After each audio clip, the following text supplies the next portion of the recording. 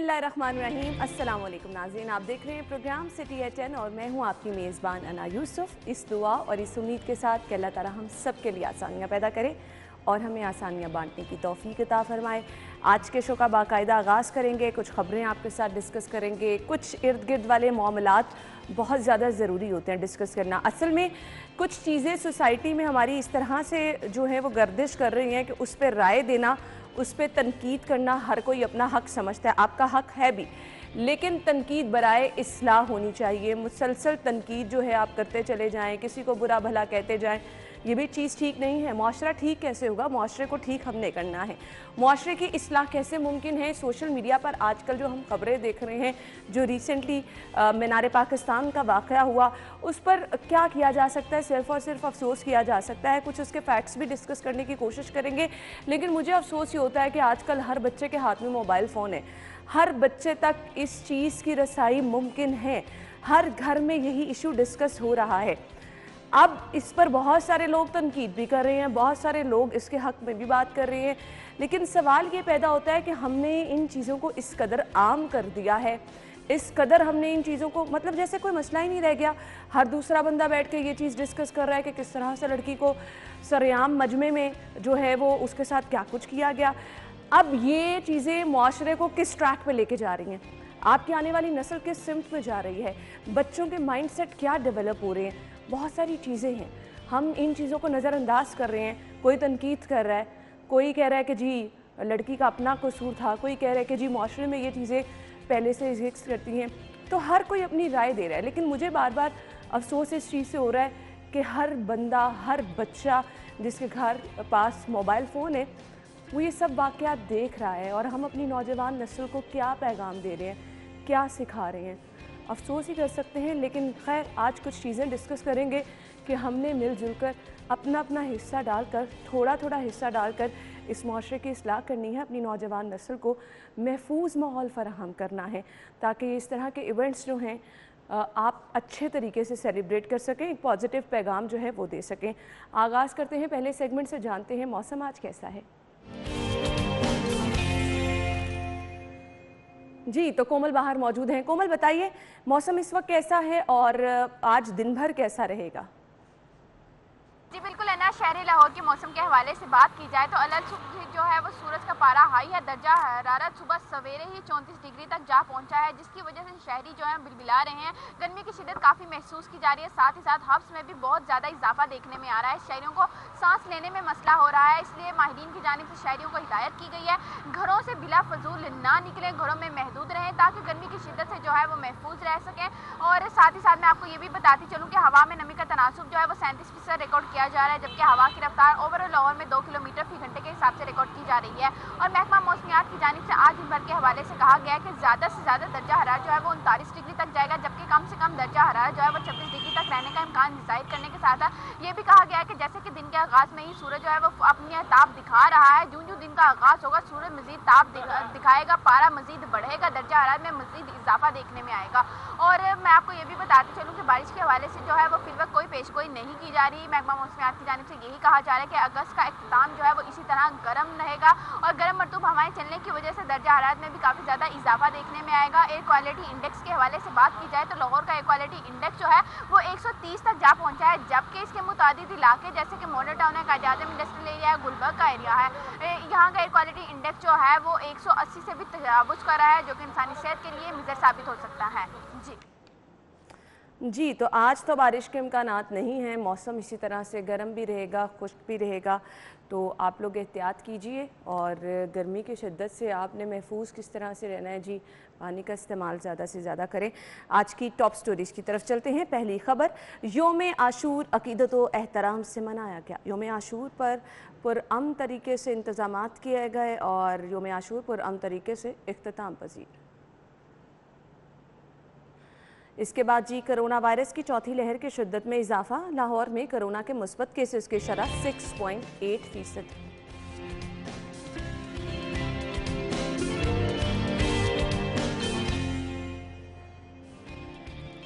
मीनार पाकिस्तान पर खातून से बदसलूकी, वज़ीर आला ने मुलज़िमान की गिरफ्तारी का हुक्म दे दिया। और इसके बाद खबर ये है, ख़वातीन पर तशद्दुद के खिलाफ कानून पर अमल दरामद में हुकूमत रुकावट बन गई। बजट ना होने का जवाब बनाकर हुकूमत की कानून में तरमीम की कोशिशें। ये हैं हमारी आज की खबरें, डिटेल में डिस्कस करते हैं। स्टूडियो में हमारे साथ हमारे सीनियर रिपोर्टर इरफान मलिक मौजूद हैं।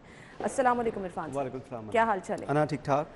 अच्छा जी, हमने चलना है आपको 2 दिन बराह रास्त नशरियात सिटी 42 पे स्पेशल नशरियात हमेशा से होती हैं, वो तो आप देखते ही देखते हैं। अच्छा जी, हम सिक्योरिटी इंतजामात की तरफ जाएंगे, लेकिन इससे पहले मैं सिटी 42 की पूरी टीम जिनकी अनथक मेहनत होती है आप तक ये तमाम तर नशरियात पहुंचाने में, इरफान बड़ा प्लान किया जाता है, हर किसी की ड्यूटी लगाई जाती है।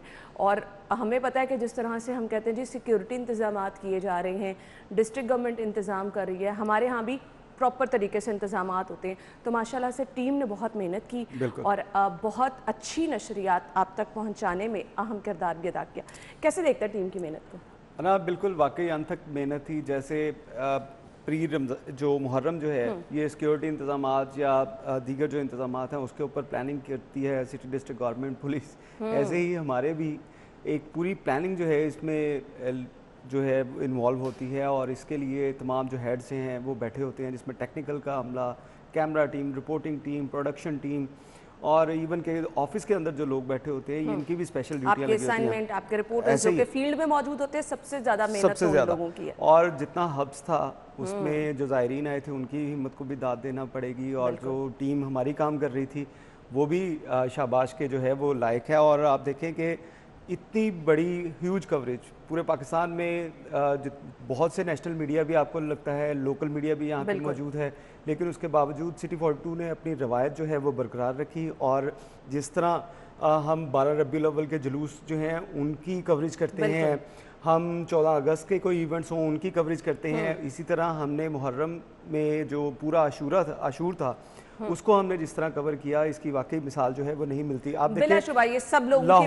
लाहौर में सबसे बड़ा अगर इवेंट देखा जाए तो ये था और इसको कवर करने के लिए उतनी बड़ी टीम जो है वो डिप्यूट की गई। आप सोचें कि जो मरकजी जुलूस जब इमाम निसार हवेली से बरामद हुआ तो उस वक्त हमारे 23 कैमराज जो थे वो इसको हर जगह से कवर कर रहे थे और 4000 से ज़ायद हमने फाइबर ऑप्टिक जो थी वो वहाँ पे केबल जो है वो बिछाई हुई थी, जिसकी मदद से नाजरीन जो तमाम मनाजिर जो थे वो लाइव देख रहे थे। मोबाइल सिग्नल का इशू था और इसी वजह से हमने अपने जो दीगर जो नेटवर्क थे उसको यूज़ करना शुरू किया था, जिसमें फाइबर ऑप्टिक थी, इंटरनेट था, इसको हम लेकर चल रहे थे, जिसकी वजह से ये जो है इसमें कामयाबी मिली और एक अच्छा लोगों की तरफ से भी फीडबैक मिला और लोगों के एक जो मुहर्रम की एक्टिविटी थी वो तमाम की तमाम दिखाई गई। सिर्फ निसार हवेली नहीं, पूरे लाहौर में आप देखिए 4000 से कहीं पे भी बड़े जुलूस थे, मजालिस थी, उनको उसी तरह कवर किया गया जिस तरह जो कोई भी बड़ा इवेंट जो है उसको कवर किया जाता है। और बिलाशुबा ये पूरी टीम की अनथक मेहनत थी कि बहुत स्पेशल नशरियात लाहौरियों तक पहुंचाई और सिटी 42 ने एक बार फिर से अपनी इस रवायत को कायम रखा कि स्पेशल नशरियात किस तरह से प्लान करके पूरी जो हैं वो अभी जिस तरह से आपने बताया कि कितने कैमरास, कितनी वायर्स, ये मुझे भी चीज़ें नहीं पता, तो आप देख सकते हैं कि किस तरह हमारी पूरी टीम मेहनत करती है सिर्फ और सिर्फ अपने लाहौरियों को बाखबर रखने के लिए। अब आ जाते हैं वो इंतजामात जो कि सबसे पहले सिक्योरिटी के किए गए। अल्हम्दुलिल्लाह पुरअमन तरीके से पुलिस की अनथक मेहनत की वजह से, पूरी प्लानिंग की वजह से तमाम चीज़ें जो हैं वो पुरअमन तरीके से इख्तिताम पजीर हुई। इरफान, ओवरऑल कुछ मुझे सिक्योरिटी के हवाले से भी बताइएगा, क्या इंतजाम? अना देखिए, मुहर्रम के आगाज़ से पहले ही इसकी तमाम जो प्लानिंग जो है वो शुरू हो गई थी और इसमें प्लानिंग के अंदर पहले फेज़ जो ये था कि तमाम जो साबिक अदवार के अंदर जो मुहर्रम गुजरा है उसमें जहाँ जहाँ पे भी कहीं हर्डल्स जो थी, जो रिपोर्ट हुई थी पिछले साल में, उसको मद्देनज़र रखा गया, उन हर्डल्स को दूर करने के लिए एफर्ट्स की गई। और उसके लिए आपको बताएं कि तमाम जो मसालिक हैं, तमाम मसालिक के उलमा को एक जगह के ऊपर इकट्ठा किया गया। अमन कमेटी का बड़ा इसमें किरदार रहा। मीटिंग्स हम देख रहे थे पहले से ही हो रही थी। मीटिंग शुरू हो गई थी तमाम मजालिस की इंतज़ामिया से, तमाम जुलूसों की इंतज़ामिया से, अमन कमेटी से, और अमन कमेटी के तमाम जो मसालिक के उलमा थे उन्होंने बहुत पॉजिटिव रोल अपना प्ले किया।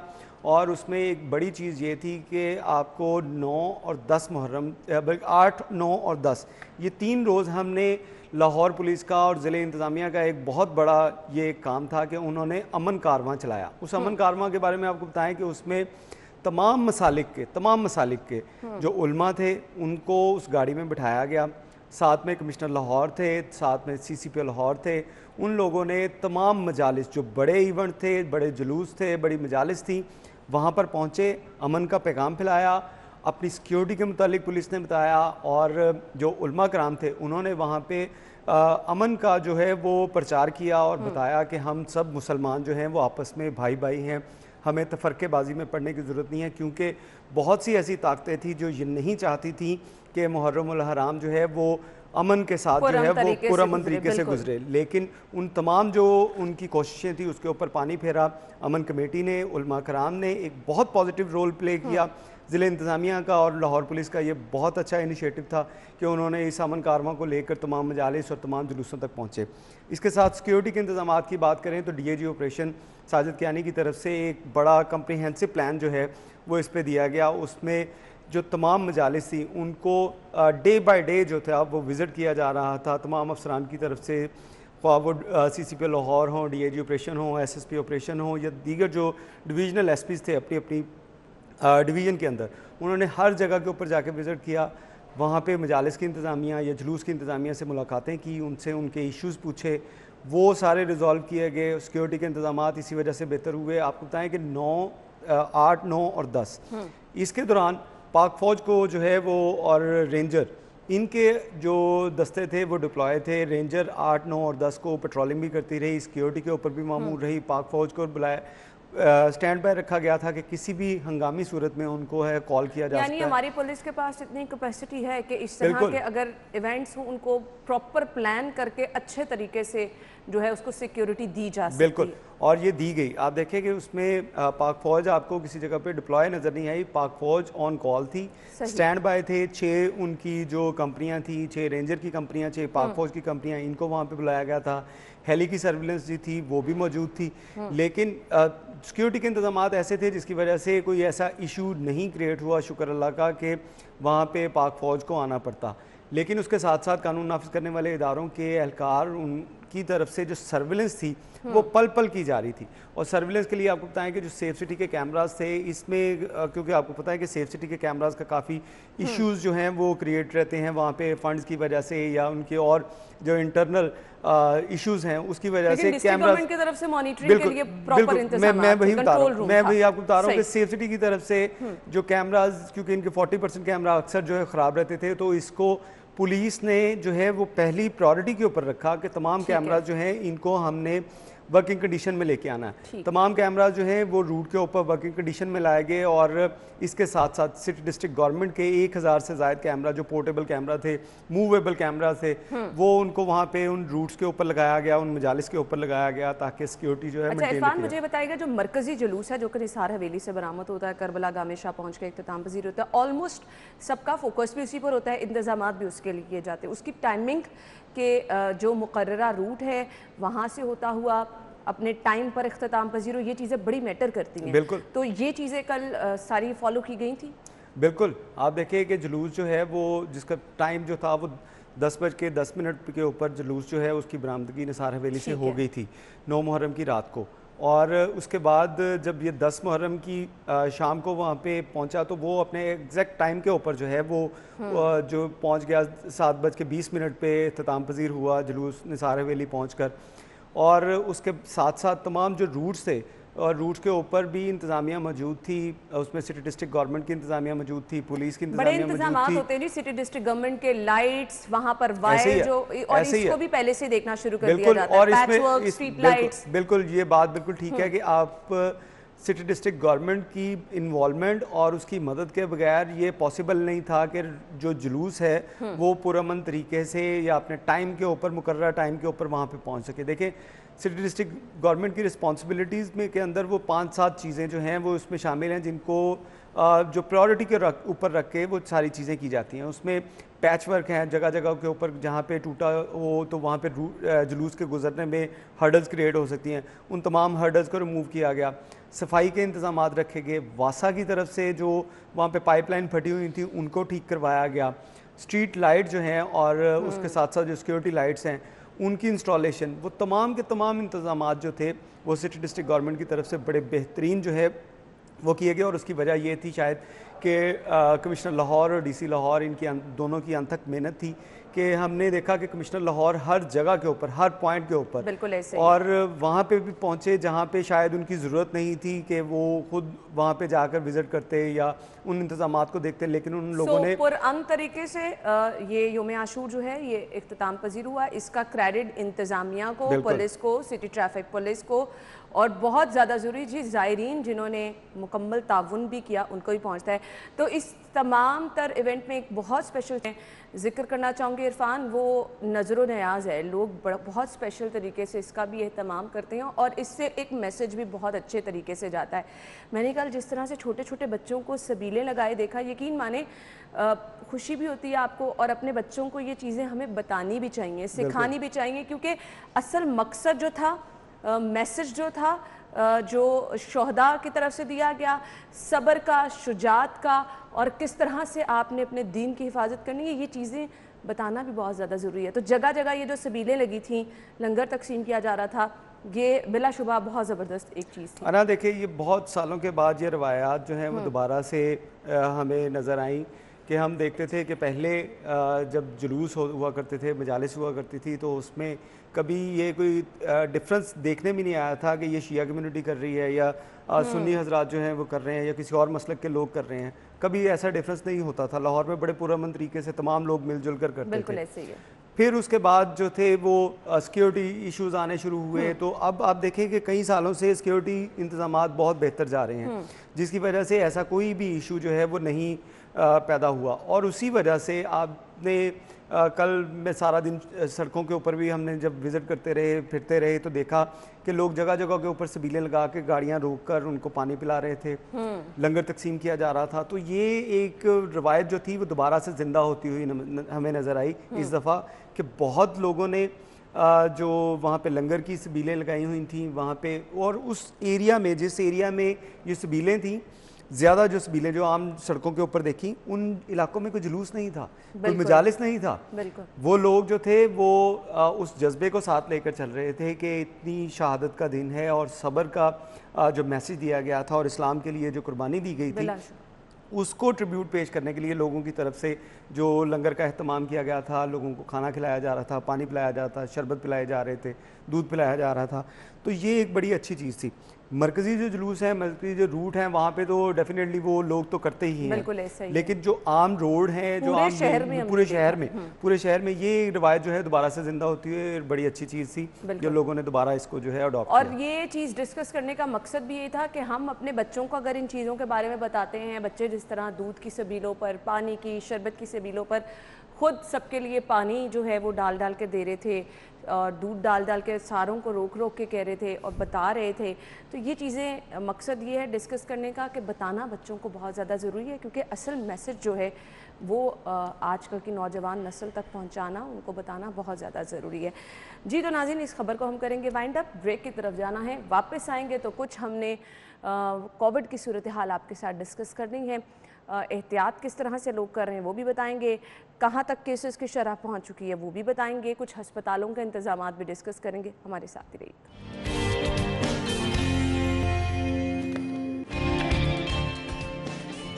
ब्रेक के बाद आपको एक बार फिर से खुशामदीद कहेंगे। नॉर्मली अगर हम शहर में विज़िट करें, बाहर कहीं आए जाएं, तो ऐसे लगता है जैसे ख़तरा टल गया है। लोग आदी इस तरह से हो गए हैं कि अब लोगों में एक डर, खौफ जो था, जो हमने पहली और दूसरी लहर में देखा कि कोविड से अपने आप को महफूज रखना है, ज़्यादा कुछ ना करें, मास्क बहुत ज़्यादा ज़रूरी है। लेकिन हम देखते हैं कि लोगों के अंदर अब ये चीज़ें जो हैं वो बजाय इसके के बड़े ख़त्म होती चली जा रही हैं। आज भी आप बाहर चले जाएं, किसी भी मार्केट का विज़िट कर लें, आपको SOPs पर अमल दरामद होता नज़र नहीं आ रहा। फिर जो आप देखते हैं इंतज़ामिया की जानिब से स्टेप्स लिए जाते हैं, लोग उसके भी ख़िलाफ़ हो जाते हैं कि जी क्यों फ़ाइन्स किए जा रहे हैं, क्यों दुकानों की बंदिश की जा रही है, क्यों जो है टाइमिंग महदूद की जा रही है। तो ये सब चीज़ें जुड़ी हैं, हालात का सही रहना जुड़ा है हमारी एहतियात के साथ, जो कि हम नहीं कर रहे।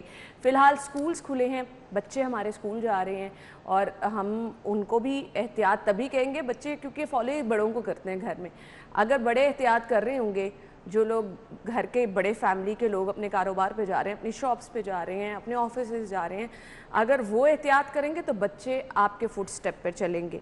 अभी जो मौजूदा सूरत हाल है, चौथी लहर जिसमें शिद्दत आ रही है और इसको मज़ीद ख़तरनाक इसलिए कहा जा रहा है, डेल्टा वेरिएंट जिसका हम जिक्र कर रहे हैं, जिसकी फैलाव की शिद्दत बार बार कहा जा रहा है कि कई गुना ज़्यादा है और इसके साथ साथ ये नुकसान भी ज़्यादा पहुंचा रहा है।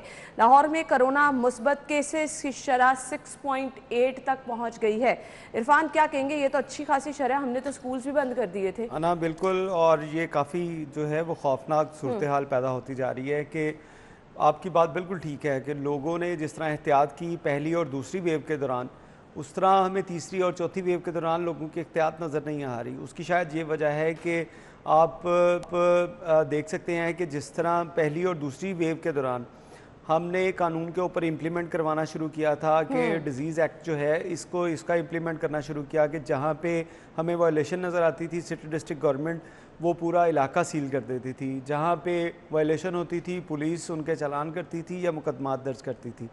उसकी रेशो भी कम हो गई है। उसकी शायद ये वजह है कि हम दीगर जो इंतज़ामात हैं वहाँ पे सारा फोकस कर दिया गया और इसी वजह से इसको हम निगलेक्ट करते जा रहे हैं। पुलिस बल्कि आपकी सिटी ट्रैफिक पुलिस भी रोक के, आपके वार्डन्स रोक के आपको कहते जी आपने मास्क नहीं पहना, उसका फाइन किया जाता था। बिल्कुल ऐसे ही है। वो चीज़ें जो हैं वो हमें कम होती हुई नज़र आ रही हैं। उसकी शायद मैं वही डिस्कस कर रहा हूँ कि शायद उसकी वजह ये है कि सिटी डिस्ट्रिक्ट गवर्नमेंट का और पुलिस का जो फोकस है वो किसी और जगह के ऊपर डाइवर्ट हो गया है, जिसकी वजह से इसको निगलेक्ट किया जा रहा है और कोरोना के केसेस जो है वो शरह बढ़ती जा रही है। देखिए ये बड़ी खौफनाक चीज़ है कि 6.8% जो है वो शरह बढ़ गई है, इतनी शरह हो चुकी है।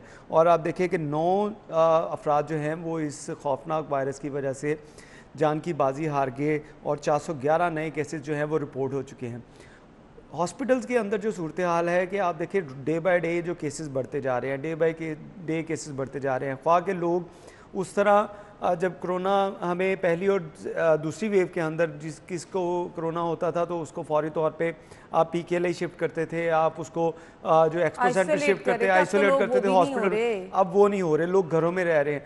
और ये ज़्यादा ख़तरनाक चीज़ है कि घरों के अंदर SOPs के ऊपर अमल दरामद नहीं हो रहा, हम उसकी चेकिंग नहीं कर रहे कि मरीज़ जो भी अगर कोई पॉजिटिव केस नज़र आ गया है आपको तो उसके बाद उसको हमने सिक्योर कैसे करना है, उसको क्वारंटाइन कैसे करना है। घरों में लोग जा रहे हैं लेकिन वो एहतियात नहीं हो रही कि लोगों को जो उस फैमिली के बाकी लोग हैं उसको हमने कैसे सिक्योर करना है। क्योंकि एक तो इश्यूज़ हमारे ये भी हैं कि हमारी जो मेजॉरिटी पॉपुलेशन है उसके पास शायद इतने इंतज़ामात मौजूद नहीं हैं कि वो एक सेपरेट घर लें, सेपरेट कमरा लें, वहाँ पे जाके अपना वो इंतज़ामात कर सकें, वो इश्यूज़ भी हैं। इसी के लिए हुकूमत को जो केसेस रिपोर्ट हो रहे हैं कम से कम उनको जो है वो उनकी निगहदाश्त जो है वो हुकूमत की ज़िम्मेदारी है और उसको करना चाहिए। क्योंकि अगर आप एक पेशेंट को छोड़ देंगे, वो घर पे जाके अपने आप को कहेगा कि मैं क्वारंटाइन कर लूँगा और वो अगर वो उस तरह नहीं कर सका तो उसकी पूरी फैमिली जो है वो इफ़ेक्ट हो सकती है। तो इसमें गवर्नमेंट को अपना इनिशिएटिव ये लेना चाहिए कि जो लोग पेशेंट जो पॉजिटिव केस हो उनको मुकम्मल जो है उनकी देखभाल की जाए, उनको आइसोलेट किया जाए और उसके लिए इंतज़ामात किए जाए। हमें वो इंतज़ामात दोबारा करने की ज़रूरत है क्योंकि जितना खौफनाक डेल्टा वायरस हमने इंडिया में इसकी जो शरह देखी और जिस तरह वहाँ पे हालात जो है वो काबू से बाहर होते देखे, खुदा ना करे खुदा ना करे खुदा ना करे अगर यहाँ पे ऐसे हालात हुए तो फिर शायद इसका सर्वाइवल है हमारे लिए बहुत मुश्किल होगा। क्योंकि हमारे यहाँ इंतजामात उस तरह से नहीं है, अस्पतालों में उस तरह से तैयारी नहीं है। ये तो अल्लाह ताला का कोई खुसूसी करम है कि हम लोग महफूज हैं। अना देखिए इसमें तैयारी की बात अगर की जाए तो तैयारी तो हम बहुत से जो यूरोप के ममालिक थे वहाँ पे भी हमने देखा कि उनके पास भी इंतजामात नहीं, सड़कों पे उनके पेशेंट रहे। एक खौफनाक चीज़ है ना कि वायरस बहुत तेज़ी से स्प्रेड कर रहा है और जब इतना ज़्यादा लोड आ जाएगा तो उस लोड को कोई भी जो है वो बर्दाश्त नहीं कर मैनेज करना मुश्किल है और उसको जो है उसका सबसे ज़्यादा इरफान मेरा एक चीज़ पे हमेशा से बहुत सारे तहफ़्फ़ुज़ात रहे हैं, हम बजाय इसके कि जब ख़तरा बढ़ता चला जा रहा है, आपके केसेस ज़्यादा आ रहे हैं, हम टेस्टिंग को अभी भी आम नहीं कर सके। हमारे स्कूल कॉलेजेस खोल दिए गए हैं, मार्केटें खोल दी गई हैं, हम देख रहे हैं लोग भी एहतियात नहीं कर रहे हैं, केसेस भी बढ़े। आप रैंडम टेस्टिंग, इस पे तो हमारा महकमा सेहत, हमारी हुकूमत बुरी तरह फेल है।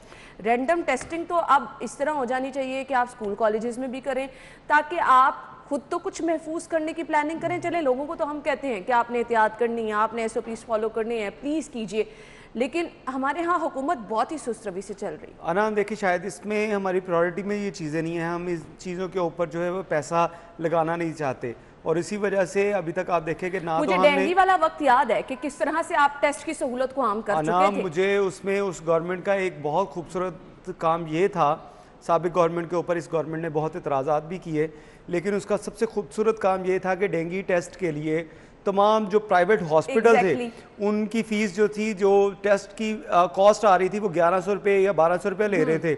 तो इसमें गवर्नमेंट ने उनको बाउंड किया कि आपने हर जो डेंगू का केस किसी का अगर टेस्ट करेंगे तो उसको 100 रुपया फ़ीस लेनी है। आप कम से कम ये तो करवा लें। अब पूरी दुनिया के अंदर देखिए रैपिड टेस्ट जो है वो आ चुके हैं कि आप उसको टेस्ट करें, आप 10 से 15 मिनट के अंदर आपको डिफाइन हो जाएगा कि आपको कोरोना है या नहीं है। हम अभी तक वो टेस्टिंग जो है वो नहीं यहाँ पे लेके आ सके। उसकी वजह यही है कि हमारी प्रायोरिटी नहीं है इन चीज़ों के ऊपर, हम इसको इतना संजीदा नहीं ले रहे। हम हमेशा यही रोते रहते हैं कि हमें जो है वो हमारे हालात ठीक नहीं हैं, साबिक गवर्नमेंट जो है वो खा गई, वो लोग लूट कर ले गए। हमारा अभी तक यहाँ पे जो हम कंटेनर पे जब बैठती थी ये गवर्नमेंट तब ये वादे करती थी कि हेल्थ जो है वो हमारी प्रायोरिटी में होगी, एजुकेशन हमारी प्रायोरिटी में होगी। वो चीज़ें, दोनों चीज़ें निगलेक्ट की गई ज़्यादा इस गवर्नमेंट में, और इसी वजह से आप इस तरह के इश्यूज़ नज़र आते हैं। मुझे याद है जब डेंगू की यहाँ पे आया था तो उसमें रोज़ाना डेली बेसिस के ऊपर 6 बजे मॉल टाउन में मीटिंग्स हुआ करती थी। तमाम इंतज़ामिया जो सुबह 6 बजे अपने अपने डॉक्यूमेंट्स लेकर वहाँ पे पहुँचे होते थे और इंतज़ामात करते हुए नज़र आते थे।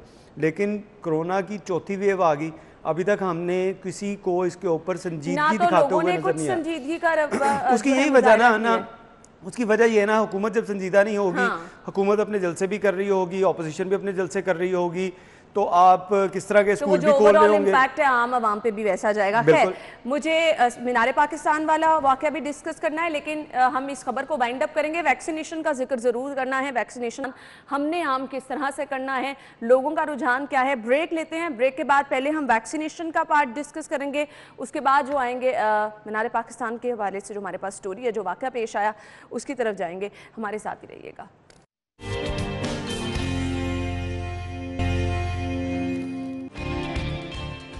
ब्रेक के बाद खुशामदीद। कितना डेल्टा वेरिएंट जो है वो ख़तरनाक है वो तो हमने डिस्कस कर लिया, फैलाव क्या है, इंतज़ामात क्या है। अब हमारे पास ऑप्शन है कि आपने वैक्सीनेशन करानी है। वैक्सीनेशन को लेकर किस तरह से इंतज़ामात किए जा रहे हैं वो एक तरफ, लेकिन लोग अभी भी एक बहुत बड़ी तादाद है जो कि वैक्सीनेशन पर अदम एतमाद का इजहार कर रही है, वैक्सीनेशन करवाने को तैयार नहीं है। इरफान, बहुत सारे लोग मैं देखती हूँ जिनके पास कोई ना कोई जवाब ज़रूर है वैक्सीनेशन ना कराने का। मैक्सिमम लोग वैक्सीनेट नहीं होंगे तो आप इस पर काबू भी नहीं पा सकते। बिल्कुल आना, ये तो सीधा सीधा रूल है कि अगर आप अपने आप को सेव करने के लिए खुद इंतजामात नहीं करेंगे तो आप कहें कि आप महफूज रहें, ये तो पॉसिबल ही नहीं है। देखिए, मास्क का इस्तेमाल हम लोग नहीं कर रहे, वैक्सीन जो है वो हम लोग नहीं लगवा रहे, तो उसके बाद हम कहें कि हम इस जो वबाई बीमारी है इससे महफूज रहें और गवर्नमेंट हमें महफूज रखे, तो ये पॉसिबल नहीं है। लोग वैक्सीनेशन करा क्यों रहे हैं? हमें सैलरी नहीं मिलेगी, हमारे मोबाइल फोन सिम बंद हो जाएगी, हमें किसी रेस्टोरेंट में बैठने की परमिशन नहीं दी जा रही है। ये नहीं सोच रहे कि ये हमारी सेफ्टी के लिए। मुझे बड़ी अच्छी चीज़ याद है कि आप ट्रैफिक पुलिस की अगर हम बात करें तो ट्रैफिक पुलिस जो हेलमेट के ऊपर जब फाइन करती है तो लोग अगर देखें कि ट्रैफिक वार्डन खड़ा है तो उन्होंने पहले हेलमेट टंकी के ऊपर रखा होगा, टंकी से फिर उठा के फौरी तौर पे हेलमेट पहन लेंगे और उसके वार्डन के सामने से गुजरने की कोशिश करें। अब बंदा पूछे कि यार ये हेलमेट जो है ये आपकी अपनी सेफ्टी के लिए, ये ट्रैफिक वार्डन को इससे कोई फायदा नहीं है, उसको चलान करके आपसे कोई मजा नहीं आना, उसने ये चलान करके अपने आप को सेव नहीं करना। आपने अगर कोई वाकया आपके साथ ऐसे हो जाए, एक्सीडेंट हो जाए, तो नुकसान किसको पहुंचना है? आपको पहुंचना। इसके लिए वो कहते हैं कि आप कानून के ऊपर अमल दरामद। अगर हमने वैक्सीन जो है वो नहीं करवानी, इससे गवर्नमेंट का नुकसान नहीं होगा, इससे नुकसान जो है वो हमारा अपना होगा। बिल्कुल सही कहा। हम इससे मुतासिर होंगे, हमारी फैमिली इससे मुतासिर होगी, हमारे बच्चे, हमारे बुजुर्ग जो हैं इससे मुतासिर होंगे, हम अपनी पूरी सोसाइटी को, जो उस एरिया के लोग हैं, उन तमाम लोगों को मुतासिर करेंगे। ये हमारा अपना नुकसान है। हमारे कारोबार बंद होंगे। पॉइंट मैं यहाँ पे जिक्र करना चाहूंगी, आपको लगता है कि प्रॉपर वैक्सीनेशन को लेकर लोगों को एतमाद में लेना और एक मुहिम चलाना, वैक्सीनेशन की सहूलत लोगों को डोर स्टेप तक देना, ये बहुत ज़रूरी है। अब अना देखिए, ये बड़ी अच्छी बात आपने की कि इसके ऊपर क्या इक़दामात जो हैं वो किए जा रहे हैं या क्या इसकी ज़रूरत है। आपने बात की कि डोर स्टेप के ऊपर पहुँचना, ये हमें हुकूमत ने ऐलान भी किया कि एनसीओसी कह रही थी कि हम घरों तक जो है वैक्सीन पहुंचाएंगे।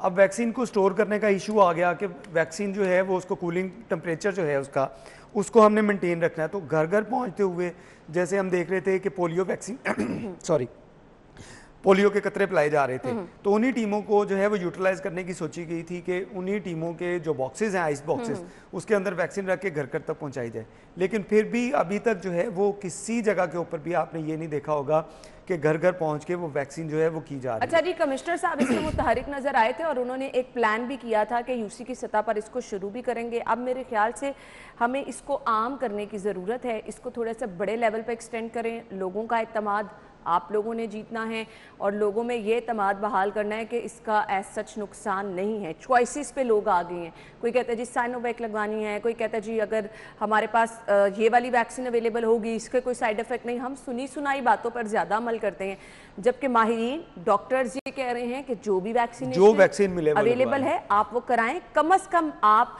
वो जो शदीद असरात हैं उससे आप महफूज रह सकते हैं। तो हम इस खबर को वाइंड अप करते हैं और हमारी आज की तीसरी खबर जो है उसकी तरफ चलेंगे। मीनार पाकिस्तान वाला वाक़या जिसको हर कोई सोशल मीडिया पे डिस्कस कर रहा है। मैंने आपसे प्रोग्राम के स्टार्ट में ये चीज़ डिस्कस की थी कि अफसोस इस चीज़ पे होता है कि आप अपनी नौजवान नस्ल को क्या पैगाम दे रहे हैं। ये जो मोबाइल फ़ोन है ये आज हर किसी के हाथ में है, छोटे छोटे बच्चे इस वाक़े को देख रहे हैं, इस पर लोगों के कॉमेंट सुन रहे हैं, लोगों के तबसरे सुन रहे हैं, यूट्यूब्स पे लोगों के चैनल हैं और लोग अपने लाइक्स बढ़ाने के चक्कर में, फॉलोइंग बढ़ाने के चक्कर में ना जाने कहाँ कहाँ से बात को कहाँ ले जाते हैं कि जी ज़्यादा लोग देखेंगे। मुझे तो अफसोस इस चीज़ पे होता है कि लोगों ने कैप्शंस इस तरह की दी होती है कि फौरी तौर पर कोई खोल के देखे। आप नहीं सोच रहे कि आप माशरे में पैगाम क्या दे रहे हैं। वाक़या जितना इस पर जो है इसकी मजम्मत की जाए वो कम है, क्योंकि हम एज ए सोसाइटी क्या मैसेज दे रहे हैं ये समझना बहुत ज़्यादा ज़रूरी है। खैर सीएम साहब ने इसका नोटिस ले लिया, गिरफ्तारी के अहकाम जारी किए। इरफान, ओवरऑल मुझे बताइएगा इस वाक़े को कैसे देखते हैं आप? अना देखें, इसमें सबसे जो ज़रूरी पॉइंट है ना वो ये है कि हमें सोशल मीडिया को रेगुलेट करने की ज़रूरत है। जब तक हम इसको नहीं करेंगे, आप जिस तरह आपने कहा कि हर एक शख्स के हाथ में ये मोबाइल फ़ोन है, उसको ये चीज़ें जो अपने लाइक्स बढ़ाने के लिए, अपने व्यूअर बनाने के लिए वो ऐसी वीडियो जो हैं उसको वायरल कर रहे हैं जिससे लोगों के ऊपर जो एक असर मनफी असर पड़ रहा है। तो बहुत सारे लोग मैदान में आ जाते हैं। देखिए, एंटरटेनमेंट आप करें, एंटरटेनमेंट आपने रखनी है उसको रखें, लेकिन उसको पॉजिटिव वे में अंदर भी रखें। उसको आप लाजमी नहीं कि आप बुरी चीज़ों के उसको प्रमोट अगर करें आप एंटरटेनमेंट सोशल मीडिया के ऊपर। फिर ये वाले पॉइंट जो सामने आ जाते हैं, ये पहलू सामने आ जाते हैं, इस पर फिर क्या जवाब है आपके पास? फिर मुझे ये बता दें, हम क्या अफसोस ही कर सकते हैं? बिल्कुल ना, इस पे अफसोस ही है कि हम अभी तक इसको जो है सोशल मीडिया को रेगुलेट नहीं कर सके। हम बहुत से ममालिक देखते हैं जहाँ पे इन चीज़ों को जो है वो सेंसर किया जाता है, उसको रेगुलेट किया जाता है, और उसकी वजह यह है कि तमाम जो ऐसे ममालिक जो इन चीज़ों को समझ रहे हैं कि सोशल मीडिया का इसको हमने रेगुलेट करना है, उन तमाम जो बड़े बड़े ग्रुप्स हैं उनके साथ उनके कॉन्ट्रैक्ट हो रहे हैं। फेसबुक के साथ मालिक जो है वो अपने कॉन्ट्रैक्ट कर रहे हैं, अपने मालिक के अंदर उनके ऑफिसेज बनवा रहे हैं। इंस्टाग्राम के साथ हम इसमें बहुत पीछे हैं। हमारी गवर्नमेंट ने अभी तक जो है ना हमारे साथ फेसबुक के साथ हमारा कॉन्ट्रैक्ट हुआ, ना दीगर जो सोशल मीडिया ऐप्स हैं, टिकटॉक या बाकी जो ऐप्स हैं, इनके साथ हमारे मुआहदे हुए। कोर्ट की तरफ से इसको बंद किया गया, बाद में इसको दोबारा खोल दिया गया। तो इनको रेगुलेट करने की ज़रूरत है। आपके पास अगर ऐसी ऐप्स चल रही हैं तो उनके दफातर हमारे मालिक में मौजूद होने चाहिए ताकि आप उनके साथ जो है वो अपनी शेयरिंग कर सकें। अब सूरत हाल ये है कि अगर आपका अकाउंट हैक हो जाए फेसबुक का, तो उसके लिए आप अपने इदारे FIA से रब्ता करेंगे तो FIA रिक्वेस्ट भेजेगा उसको जिन लोगों ने हैक किया उन तक एक्सेस लेने के लिए। तो अगर फेसबुक की मर्जी होगी तो वो आपको एक्सेस देगा, अदरवाइज वो आपका अकाउंट जो है वो हैक रहेगा। 7 दिन का टाइम है, 7 दिन में अगर वो जवाब दे दें तो दे दें, उनको आप बाउंड नहीं कर सकते। इसके लिए आपके बाउंडेशन जो है वो बहुत ज़रूरी है कि उन सोशल मीडिया ऐप्स जो हैं उन लोगों के आपके पास जहाँ पे दफातर हों, उनसे आपके कॉन्ट्रैक्ट हों कि जो चीज़ें हमें चाहिए होंगी, जिन सर्विलेंस के लिए हम इसको इस्तेमाल करेंगे वो सारी चीज़ें हों। सोशल मीडिया पर चेक एंड बैलेंस बहुत ज़रूरी है ना। दूसरा एक जो अहम पहलू मुझे इस पूरी स्टोरी में नज़र आ रहा था, मुझे बता दें, ग्रेटर इकबाल पार्क शहर लाहौर का एक मैं कह सकती हूँ चेहरा है, हुस्न है, यहाँ पर सिक्योरिटी पर सवालिया निशान है। कहाँ थी सिक्योरिटी? मुझे ना देखिए, शहर के अंदर 14 अगस्त का इवेंट चल रहे थे, मुख्तलिफ जगह के ऊपर जो है वो रैलियां भी निकल रही थी, मुख्तलिफ जगह पे लोगों ने प्रोग्राम भी रखे थे। पूरे शहर को अगर सिक्योर करने की बात की जाए तो ग्रेटर इकबाल पार्क की अपनी सिक्योरिटी भी है, पुलिस की तरफ से भी वहाँ पे 30 लोग जो लगे हुए थे, उसके साथ साथ 2 नाके जो उसके आसपास की सड़कें हैं वहाँ पे लगाए गए थे। उस जो पॉइंट ऑफ व्यू को सामने रखते हुए कि ग्रेटर इकबाल पार्क में हुआ क्या, उसमें सिक्योरिटी कहाँ पे थी, तो इसमें वाकई डेफिनेटली सिक्योरिटी लैब्स थे कि अगर वहाँ पे उस खातून की तरफ से 15 के ऊपर कॉल की गई, उसका रिस्पॉन्ड किया गया, तो उसके साथ साथ और भी हमने ऐसी वीडियोस इतने बड़े बड़े दावे किए जाते हैं जब भी कोई पुलिस डिपार्टमेंट से आता है कि जी 15 का रिस्पांस टाइम ये है, फौरी तौर पर लोग पहुंच जाते हैं, और खुदा ना खास्ता जब इस तरह का कोई वाक़या होता है तब हमें कोई नज़र ही नहीं आता है। देखिए यहाँ पे भी रिस्पांस दिया गया, अब यहाँ पे भी पुलिस पहुंची, लेकिन उसके साथ मैं वही बात कर रहा हूँ कि पूरा इतना बड़ा ग्रेटर इकबाल पार्क है, वहाँ पे आपने 30 या 20 लोग जो हैं वो लगाए हैं, उसमें आपको सिर्फ ये वहाँ पे इंसिडेंट नज़र नहीं आया, ऐसे 1-2 इंसिडेंट वहाँ पे मजीद भी हुए, बिल्कुल फुटेजेस भी दिखी, फुटेजेस आपके पास सोशल मीडिया पे ही ऐसी फुटेजेस गर्दिश कर रही हैं कि खातून लाठी पकड़कर उसने खुद लोगों को वहाँ से भगाया। जब उसको लोगों ने तंग करना शुरू किया, फैमिली थी, उसके साथ बच्चे थे, उस खातून ने हिम्मत दिखाई, उसने वहाँ पे जो उन लोगों को भगाया। उसके बाद पुलिस आई, पुलिस ने उसको रेस्क्यू किया, अपनी बाइक के ऊपर बिठा के उस खातून को वहाँ से। लेकिन उसके बाद क्या किया गया, ये तो इंसिडेंट हो गया, उसके बाद आपने क्या किया, क्या वहाँ पे डिप्लॉयमेंट की कि वहाँ पे जो लोग ऐसे औबाश अफराद थे उनको पकड़ने के लिए क्या इकदाम किए गए। अगर फौरी रिएक्शन आप करते, फौरी आपने एक इंसिडेंट होता हुआ देखा, इंसिडेंट आपको रिपोर्ट भी हो गया, 15 पे कॉल भी आ गई, पुलिस ने उसके ऊपर रिएक्शन भी दे दिया, पुलिस पहुंच भी, रिस्पांस भी दे दिया, तो उसके बाद आगे क्या किया गया। और इसी को चेक करने के लिए अब जो कमेटी बनी है, वो कमेटी शायद कोई इतना कोई अच्छा रिजल्ट आपको नज़र ना आए कि उसने बहुत ज़्यादा कोई एफर्ट की हो। जो तहकीकाती कमेटी बनी है कि किसकी रिस्पॉन्सिबिलिटी थी, देखिए जिनकी रिस्पॉन्सिबिलिटी थी वो तो फौरी सबको आइडेंटिफाई है कि वहाँ पे सिटी डिवीज़न का एरिया है, सिटी डिवीज़न की या सिक्योरिटी डिवीज़न की जो जिम्मेदारी थी कि वहाँ पे अगर ऐसा कोई इंसिडेंट हो गया तो उसके बाद ऑपरेशन विंग की जानिब से क्या किया गया। अगर फौरी तौर पर आप रिएक्शन देते तो फौरी तौर पर आप लड़के वहाँ से पकड़े जा सकते थे, ना कि 14 अगस्त को ये इंसिडेंट हुआ, 18 अगस्त को आप जो है वो इसको रिपोर्ट हो रहा है, सोशल मीडिया पे ऑनर हुआ, जो वायरल हुई वीडियो टीवीओ ने भी उसको ऑनर किया, पुलिस ने 14 तारीख का इंसिडेंट और 18 तारीख को एफआईआर कर रही है। अगर ये फौरी रिएक्शन दिया जाता, खातून अगर एफआईआर नहीं भी करवाना चाहती थी तो स्टेट की क्या रिस्पॉन्सिबिलिटी है। ये वो सारी चीज़ें हैं जिसको मद्देनज़र रखने की ज़रूरत है और इसके ऊपर वर्किंग की ज़रूरत है कि आइंदा अगर ऐसा खुदा ना करे कोई ऐसा वाक़या हो तो उसका आपने फौरी तौर पे रिस्पांस कैसे देना है, कि ये नहीं होना कि आप सिर्फ इसी बात पे इत्तफाक कर लें कि जी खातून ने कह दिया कि मैंने एफआईआर नहीं करवानी, या उसने उसको अपनी इज्जत प्यारी थी, उसने कहा कि मैं इसको हाईलाइट नहीं करना चाहती तो उसने नहीं किया, तो स्टेट ने भी कुछ नहीं किया। स्टेट की रिस्पॉन्सिबिलिटी है कि अगर ऐसे ही कोई, क्योंकि हमने इस तरह के वाकयात के आगे रोकथाम करनी है। एक वो जो पूरा ओवरऑल सोसाइटी का इम्पैक्ट जा रहा है और सोशल मीडिया की वजह से पाकिस्तान, शहर लाहौर, ये वाकया हुआ पूरी दुनिया में जहां डिस्कस किया जा रहा है, तो आपको बहुत ज़्यादा अफसोस होता है जब आपके मुल्क का नाम, आपके शहर का नाम, आपके लोगों का नाम कुछ दरिंदों की वजह से, कुछ औबाशों की वजह से हर जगह पर लिया जा रहा है और वो एक सोसाइटी का चेहरा जो है वो ख़राब हो रहा है। और मुआशरे को ख़राब करने में इन लोगों का जो किरदार है उसको ज़रूर जो है वो तनकीद का निशाना बनाना चाहिए, मज़म्मत करनी चाहिए और इनकी फौरी गिरफ्तारी होकर इनको मिसाल बनाकर सबके सामने रखना चाहिए ताकि इस तरह के वाक़यात की रोकथाम हो सके। अभी हमें एक ब्रेक की तरफ जाना है। इरफान, बहुत बहुत शुक्रिया आपके वक्त के लिए। नाज़रीन, हम चलेंगे ब्रेक की तरफ, आप हेडलाइंस जानिएगा, जिसके बाद हमने जिक्र करना है कि मुआशरे में आप इस्लाहात किस तरह से ला सकते हैं, मुआशरे का एक अच्छा पहलू, अच्छा इम्पैक्ट कैसे हो सकता है। ब्रेक के बाद आते हैं।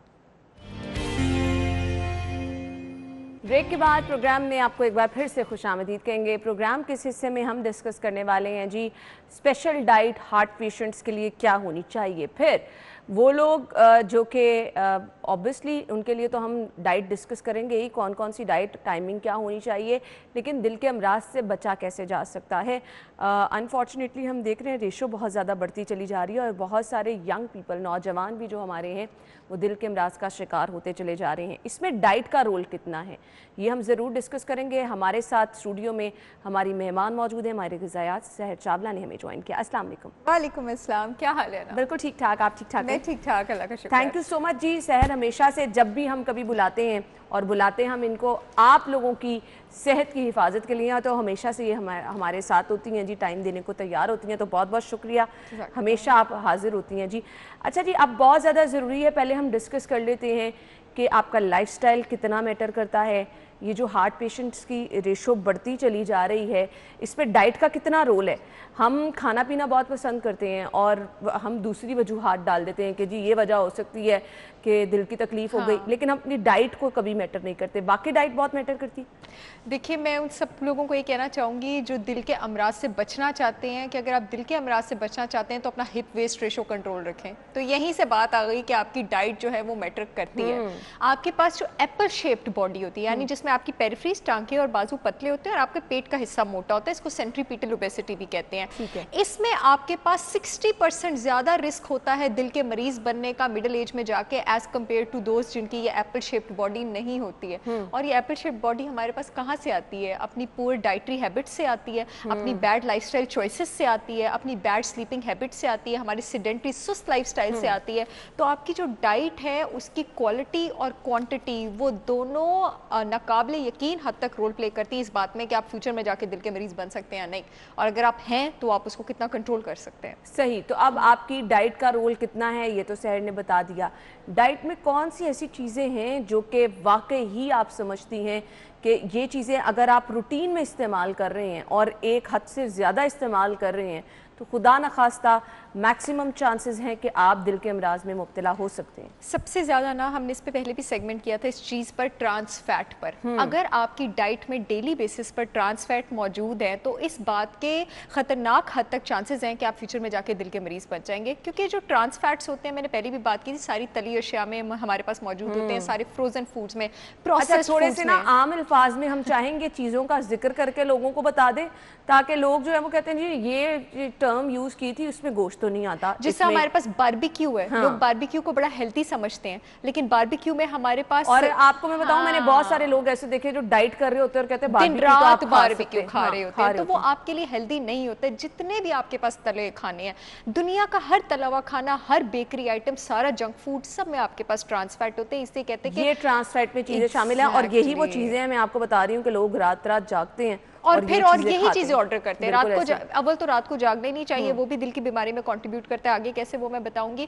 और अगर आप रात को जाग रहे हैं और उसके बाद आप फिर ये फल सब्जियां तो कोई खाता नहीं है, लोग बर्गर ऑर्डर करते हैं, पिज्जे ऑर्डर करते हैं, बेकरी प्रोडक्ट्स जो है फ्रिज से निकालते हैं, तो सबसे ज्यादा चीज जो आपके दिल को खतरा दे सकती है वो है ट्रांस फैट वाले सारे खाने, जो कि मैंने आपको बताती है। दूसरी चीज आपके पास आ जाती है शुगर। शुगर की मिकदार वो खाने जब आप लेते हैं जिनमें एडेड शुगर होती है, अगेन ये आपके पास बिस्किट्स आ गए, ये आपके पास डिफरेंट जो मशरूबात हैं ये आपके पास आ गए, आपके पास मीठे आ गए, बेकरी प्रोडक्ट्स आ गए, केक पेस्ट्रियाँ आ गए, तो जो ज़रूरत से ज़्यादा एक्सेसिव शुगर होता है, क्योंकि ब्लड में तो एक टाइम पे सिर्फ 1 टीस्पून ही चाहिए होता है, वो सारा आपके पास फैट में कन्वर्ट होना शुरू हो जाता है, वो फैट में तब्दील। अब वो जो फैट है जाके वो आपकी ब्लड की शरियानों को ब्लॉक करना शुरू कर देती है। इसी कंडीशन को आप कहते हैं कि कोलेस्ट्रॉल बढ़ रहा है, और कोलेस्ट्रॉल बढ़ने की वजह से ब्लड प्रेशर बढ़ रहा है, कोलेस्ट्रॉल बढ़ने की वजह से आप दिल की बीमारियों के शिकार हो रहे हैं। फिर उस कोलेस्ट्रॉल को नीचे करने के लिए आप दवाइयों के पीछे भागते हैं, और आप ये नहीं सोचते, नज़रअंदाज करते रहते हैं 10-12 साल के आपने उस कोलेस्ट्रॉल को बढ़ाया कैसे है। बिल्कुल ऐसे ही है। अच्छा जी, ये वो चीज़ें हो गई हैं। चावलों का इस्तेमाल मुझे बताएं। हर घर में नॉर्मली लोग कहते हैं कि जी रात के टाइम खाने में प्रेफर करते हैं चावल ही होने चाहिए, और हर एज ग्रुप पे लोग खाते भी, फिर लाहौरियों की तो बात करें तो खाते भी अच्छा खासा है। कुछ लोग ऑल्टरनेट में ब्राउन राइस, मुझे दोनों के बताइएगा क्या अफादियत है। अच्छा, ये बहुत अच्छा आपने क्वेश्चन किया है। वाइट राइस में आपके पास एक सर्विंग पे अगर आप प्लेट लेते हैं तो वो आपके दिन की डेली शुगर रिक्वायरमेंट को एक्सीड कर जाती है। मैं बिल्कुल भी चावलों का जो इस्तेमाल है वो डेली बेसिस पे रिकमेंड नहीं करूंगी। हफ्ते में एक बार हो गया ज्यादा कि आपने चावलों की सर्विंग जो है मुश्किल है, मतलब 6 दिनों में आपने एक दिन चावल खाने हैं। बिल्कुल हो सकता है, अगर मैं कर सकती हूँ, अगर और लोग भी मैं जिनको जानती हूँ कर सकते हैं, तो हम सब कर सकते हैं। फिर इसके फायदे भी तो है ना जो आप रीप करते हैं। अच्छा, इसके अलावा ब्राउन राइस और व्हाइट राइस पर मैं पिछले दिनों भी बात की थी और मैं दोबारा करना चाहूंगी कि ब्राउन राइस में आपके पास जो व्हीट कर्नल होता है, ठीक है, यानी जिस आपने ग्रेन की लेयर का फायदा उठाना है वो लेयर मौजूद होती है उसमें। सफेद चावल में वो मौजूद नहीं होती क्योंकि वो रिफाइंड और पॉलिश्ड होता है और उसमें वो उतर गई होती है। लेकिन इसके अलावा ब्राउन राइस में आपके पास फाइटिक एसिड भी मौजूद होता है। फाइटिक एसिड एक ऐसा एंटी न्यूट्रिएंट है जो ब्राउन राइस के जो न्यूट्रिएंट्स हैं उसको एब्जॉर्ब होने में मुश्किल देता है। ठीक है। तो आपके पास अब लेटेस्ट रिसर्चेज ये कहती हैं, मेरे पेशेंट्स भी अक्सर कहते हैं आप हमें रोज़ ब्राउन राइस क्यों नहीं रिकमेंड करते, क्योंकि ब्राउन राइस भी आपका ग्लाइसेमिक इंडेक्स यानी ब्लड शुगर लेवल ऑलमोस्ट करीब ही वाइट राइस के रेज करते हैं। हाँ, उसमें बी विटामिन, जिंक, आयरन ये सब चीज़ें ज़्यादा होती हैं, लेकिन उसमें मौजूद ये जो फाइटिक एसिड होता है वो उनके जिस्म में जज्ब होने की स्पीड को भी कम करता है। तो सिलेक्ट चाहे आप वाइट राइस करें चाहे आप ब्राउन राइस करें, कोई बहुत ज़्यादा फर्क नहीं होता, लेकिन हफ्ते में एक बार से ज़्यादा क्वांटिटी मैटर करती है कि आप कितनी खा रहे हैं। वो अगर आप ब्राउन राइस बहुत ज़्यादा खा जाएंगे तो वो उतना और फ्रीक्वेंसी भी, हाँ, कि आप कितनी बार सिलेक्ट करें। बिल्कुल ऐसे ही है। अच्छा जी, रोटी का इस्तेमाल मैं आपसे पूछ लूँगी अब, क्योंकि बहुत सारे लोग कहते हैं रोटी की जगह ब्रेड का इस्तेमाल भी लोग कर लेते हैं अपने आप को ये तसल्ली देने के लिए कि अच्छा रोटी नहीं वो खा रहे, ब्रेड, फिर ब्राउन ब्रेड की ऑप्शन भी आपके पास है, तो इन तीनों चीज़ों को बताइए। Brown bread is a very good option, it is a great option. मैं दिन में रोज़ 2 से 3 स्लाइस आपके पास खाती हूँ, बिकॉज ये आपके पास एक होल ग्रेन है। डिपेंड करता है कि आप आटा कौन सा चूज़ करें। अगर आप सफ़ेद आटा चूज़ कर रहे हैं तो मैं वाइट ब्रेड का तो एक भी स्लाइस आपको रिकमेंड नहीं करूँगी, ठीक है।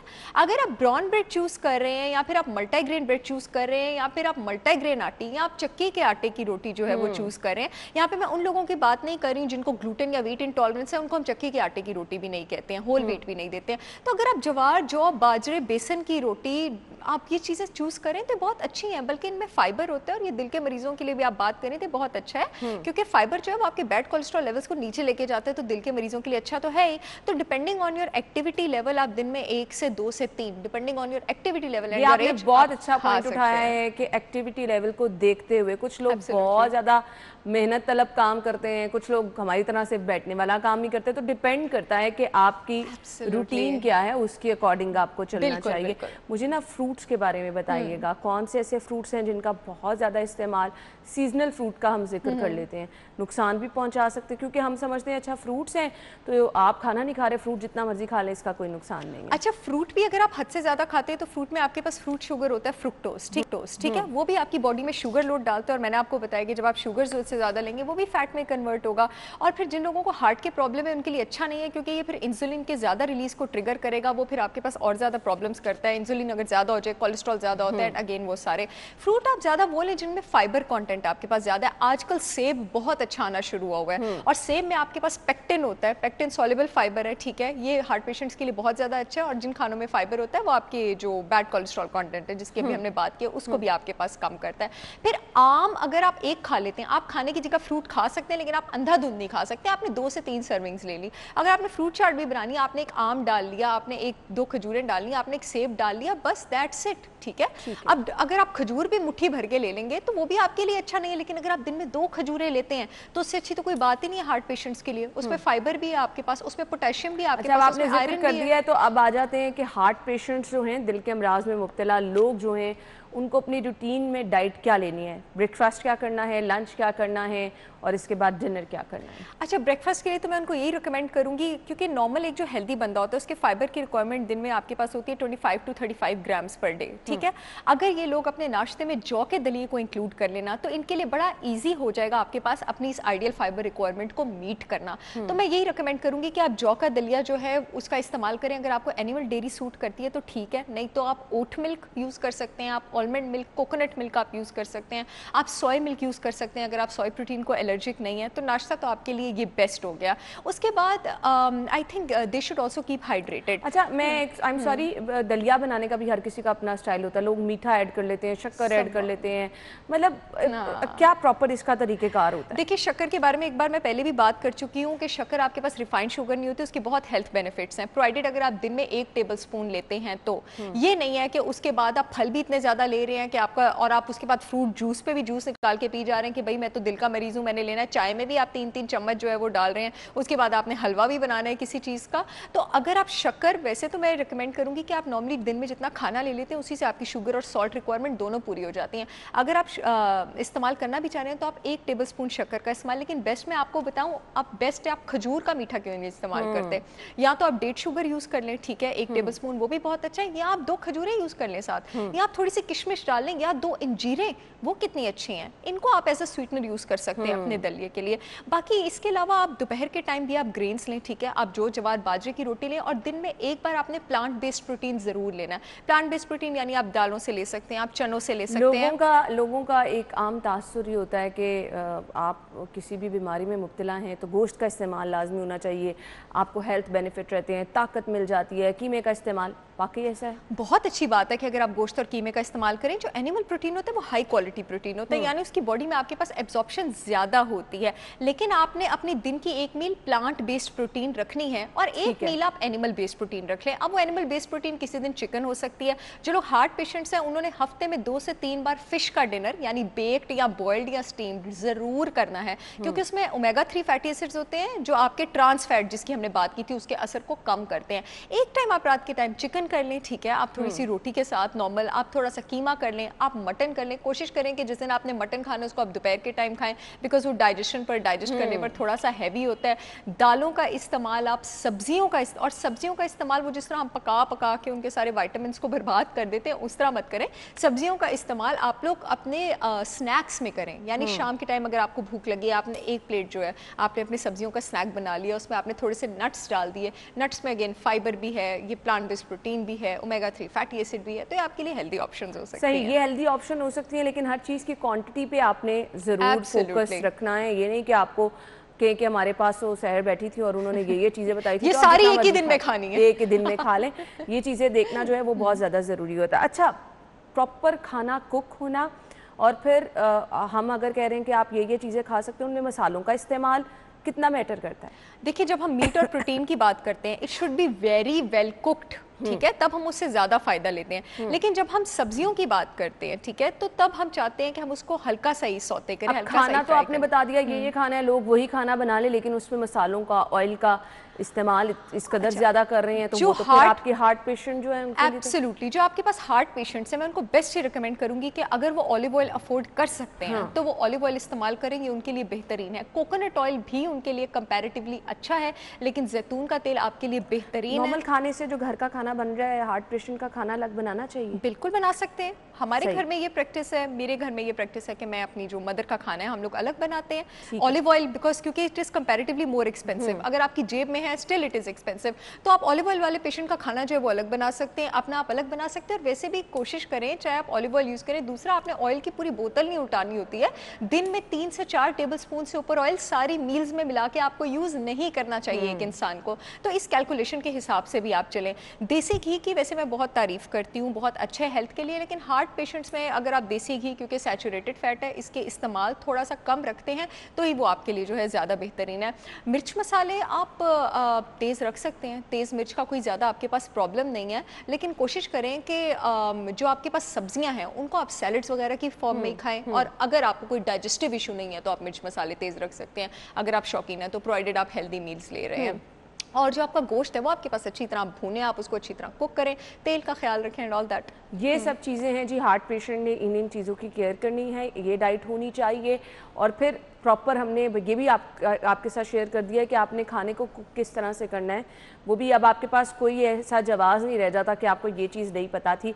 अच्छा, इस खाने के साथ आपने एक्सरसाइज करनी है, आपने वॉक करनी है, ये चीज़ें भी क्या मैटर करती हैं? एब्सोल्युटली मैटर करती हैं। ये जो दोनों चीज़ें हैं दे गो हैंड इन हैंड। अब ये भी डिपेंड करता है कि पेशेंट इस वक्त किस स्टेज पे है। अगर कोई इस वक्त इतना मोटा है कि आप उसको एकदम कह दो कि आपने इंटरवल ट्रेनिंग शुरू कर देनी है, यानी आप स्ट्रेंथ ट्रेनिंग शुरू कर दें, वो तो उनके लिए बड़ा डिफिकल्ट है। एटलीस्ट वॉक करने से स्टार्ट करें।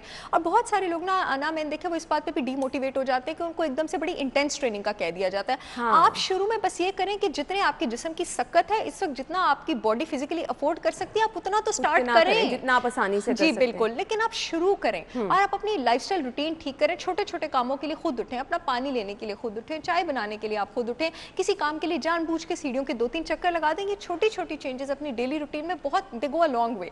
सही जी, तो ये बहुत ज़बरदस्त चीज़ें हैं जो कि सहर ने आपके साथ जो है वो शेयर की हैं। आई होप कि आप लोग इस चीज़ पे अमल भी करेंगे। अल्लाह ताला हम सबको तमाम बीमारियों से महफूज रखे, लेकिन कहीं ना कहीं आपकी अपनी छोटी छोटी गलतियाँ, आपका लाइफस्टाइल, आपका खाना बहुत ज़्यादा मैटर करता है। तो आपके साथ ये चीज़ें टाइम टू टाइम शेयर इसलिए करते हैं कि आप लोग अपनी सेहत का ख्याल रख सकें। थैंक यू सो मच, बहुत बहुत शुक्रिया आपके वक्त के लिए। नाज़रीन, हम चलते हैं एक ब्रेक की तरफ, ब्रेक के बाद ज्वाइन करेंगे, हमारे साथ ही रहिए। ब्रेक के बाद आपको खुश आमदीद कहेंगे। प्रोग्राम के इस हिस्से में हमने सेगमेंट्स शामिल करने हैं, लेकिन एक बहुत बड़ा मसला जिसका शहरियों को सामना है, सस्ती ट्रांसपोर्ट ऑलमोस्ट शहर में बंद हो चुकी है। और जी मेट्रो जिस पर लोग सफ़र बआसानी कर रहे थे। आज 5वां रोज़ है धरने का। ड्राइवर्स अपने मुतालिबात के लिए बदस्तूर सरापा एहतजाज हैं, धरना दिए हुए हैं और 5 रोज़ से मुसलसल मेट्रो बंद है। ऑब्वियसली लोग फिर, अगर आपके पास सस्ती सहूलत नहीं होगी तो जिन लोगों ने दफातर जाना है, हमारे अपने ऑफिस में बहुत सारे लोग मेट्रो बस का इस्तेमाल करते हैं दफ्तर पहुंचने के लिए, तो वो भी ज़्यादा पैसे खर्च कर दफ्तर आने पर मजबूर हैं। तो आज की सूरत हाल क्या है, क्या कहना है ड्राइवर्स का, कब तक वो अपना धरना जारी रखेंगे, ये हम जानते हैं। हसनैन है जी यहाँ पर हमारे साथ मौजूद। जी बताइए हसनैन। जी, लाहौर की एक बहुत बड़ी तादाद को फैसिलिटेट करने वाली मेट्रो बस सर्विस 5 रोज़ से मुअत्तल है और जो ड्राइवर हजरात हैं उनकी जानिब से अपने मुतालबात के हक़ में मेट्रो बस सर्विस को बंद कर दिया गया है और एहतजाजन वो यहाँ पर मेट्रो बस जो डिपो है नश्तर टाउन पर, यहाँ पर उन्होंने धरना दे रखा है। उनके ये मुतालबात हैं कि उनके जो बोनस, ग्रेजुएटी, इसके अलावा जो एक्सपीरियंस लेटर है वो उनको दिया जाए। 5 साल हो गए हैं उनको मेडिकल नहीं दिया जा रहा। इसके अलावा जो अल बुराक कंपनी है उसका जो मुआहदा है पंजाब हुकूमत से वो ख़त्म होने जा रहा है, चूँकि तो नई कंपनी के साथ मुआहदा तय पाने जा रहा है और जो नई बसेस है वो भी आ गई हैं, लेकिन जो मुतालबात हैं वो अभी तक माने नहीं गए, जिसके ऊपर जो यहाँ पर ड्राइवर हजरात हैं, ना सिर्फ ड्राइवर हजरात, इसके अलावा जो टेक्निकल स्टाफ है और जो वाशर्स हैं उनकी बड़ी तादाद है। 225 यहाँ पर ड्राइवर्स हैं और इसके अलावा दूसरा जो स्टाफ है वो यहाँ पर धरना दिया हुआ है। 5 रोज़ गुजर गए हैं, कोई यहाँ पर मुज़ाकरात करने के लिए नहीं है। तो बात कर लेते हैं ड्राइवर हजरात से। सर मुझे ये बताइएगा, 5 रोज़ गुजर गए, कोई बंदा आपका हाल चाल पूछने नहीं आया, किसी ने आपके मुतालबात नहीं माने, आप क्या करने जा रहे हैं और क्या अंदिया है, क्या मैसेज देना चाहते हैं? पहली बात तो ये कि C42 का बहुत शुक्रिया कि उन्होंने पहले दिन से ही हमारी कवरेज की, जिसकी बिना पर ये हमारी आवाज़ जो उजागर हुई। शुक्रिया, थैंक यू। दूसरी बात यह है कि आपने ये पूछा कि ये आए हैं कि नहीं आए। अफसोस की बात है कि मैं जानते हैं यहाँ पर ड्राइवर इतने कोई अनपढ़ नहीं, सब बहुत सारे पढ़े लिखे भी हैं। वो जानते हैं कि इस पाकिस्तान में, इस मुल्क में, इस शहर में DGPR का एक इदारा है जिसमें तमाम खबर जाती है और आला हकाम तक पहुँचती है जो उनके मुतल्लिक़ हो। लेकिन सद अफसोस से कहा जाता है कि यहाँ पर ड्राइवर 200-250 के करीब वाशर, मैकेनिक धूप में नमाज तक अदा कर रहे हैं, प्यासे बैठे हुए हैं। आज ये इंतज़ाम किया हमने खुद हेल्प योरसेल्फ के तहत, ठीक है। और उनको ये तो पता चल रहा है कि तलहा या वो शाहिद वो पहाड़, वो कोप पेमा, वो उनको तो 20-20 लाख रुपए इनाम दे रहे हैं। क्या हम हीरो नहीं हैं? क्या हम उन लोगों को अपनी मंजिलों पर नहीं पहुंचाते, अपनी बहन बेटियों को मंजिल मकसूद पर नहीं पहुंचाते? जी बिल्कुल, आप हीरो हैं, आप हमारी कम्युनिटी को बहुत ज़्यादा फैसिलिटेट कर रहे हैं। आगे आप करने क्या जा रहे हैं अगर आपके मुतालबात नहीं मानने चाहते? बात सीधी सी है, हरफे आहर, अव्वल और आहर। अगर ये हमारे मुतालबे, ये हमारा कोई मुतालबा, कोई डिमांड नहीं, ना कोई बीक है, जायज़ हकूक़ है हमारे, लीगल हकूक़ है हमारे। अब ये देखिए, मैं आपको एक थोड़ी सी, अगर आप मुझे थोड़ा सा मौका दें तो मैं एक बात करना चाहता हूँ शॉर्ट सा। अब ये ड्राइवरों की पता क्या कंडीशन है? अब ड्राइवर ये किसी काम के नहीं है। इन्होंने अपने 9 साल यहाँ पर दिए हैं, अपने खून के साथ आबियारी सींची है इनकी। जी बिल्कुल, अपने खून की आबियारी के साथ आबियारी की है मेट्रो बस स्टेशन की। और ड्राइवर से बात करें। सर मुझे ये बताएं, नई कंपनी आ रही है आपके मुताबिक, विड्स नामी, नई बसेस भी आ गई हैं, जो पुरानी बसेस हैं मेट्रो की वो नकारा हो चुकी हैं, तो आप क्या कहना चाहते हैं पंजाब हुकूमत से, जो डायरेक्टली तो आपको डील नहीं कर रही लेकिन आप अंडर तो उनके ही आते हैं ना? ओवरऑल पंजाब हुकूमत से कोई मुतालबा, वज़ीर आला से मुतालबा कि अपने लोगों के ऊपर रहम करें, क्या कहेंगे आप? अस्सलाम वालेकुम रहमतुल्लाहि व बरकातुहू। हम वज़ीर आज़म इमरान खान साहब से कहते हैं, वो कहते हैं ये मदीना की रियासत है, तो क्या ये मदीना की रियासत, ये हिस्सा ये कट के है? ये मदीना की रियासत नहीं है। ये जो गरीब आदमी हैं ये किस जगह के रहने वाले हैं? ये पाकिस्तानी है, ये यहाँ के मज़दूर हैं। हमारा मुतालबा ये है, हमें हमारी ग्रेजुएटी दी जाए, हमें हमारा बोनस दिया जाए, इसके अलावा हमारा तो कोई मुतालबा नहीं है। ये हमें चीज़ दें, हम ड्राइव करने के लिए तैयार हैं। जी, तो ड्राइवर्स के जो मुतालिबात हैं वो तो आपने सुन लिए। ड्राइवर्स अलहदा परेशान हैं, मुसाफिर अलहदा परेशान हैं, लेकिन 5 रोज़ से मुसलसल ये बदस्तूर एहतजाज कर रहे हैं, धरना दे रहे हैं, लेकिन इनकी भी कोई नहीं सुन रहा। तो पब्लिक को जो परेशानी है उसको भी कोई नहीं देख रहा। तो आई होप कि इस मसले को डिस्कस इसलिए किया गया है कि जो कोई भी रिस्पॉन्सिबल है, जिसने भी इस मसले को देखना है वो देखे और लोगों के लिए जो है वो आसानी पैदा की जाए। सेगमेंट्स की तरफ चलते हैं। मोबाइल रेट है मेरे पास, अगर आप प्लान कर रहे हैं मोबाइल ख़रीदने का। ओप्पो के डिफरेंट मोबाइल आज हमारे पास हैं। ओप्पो A5 मोबाइल है, कीमत इसकी 29,999 रुपये है। ओप्पो A53 मोबाइल 27,999 रुपये में आप खरीद सकते हैं।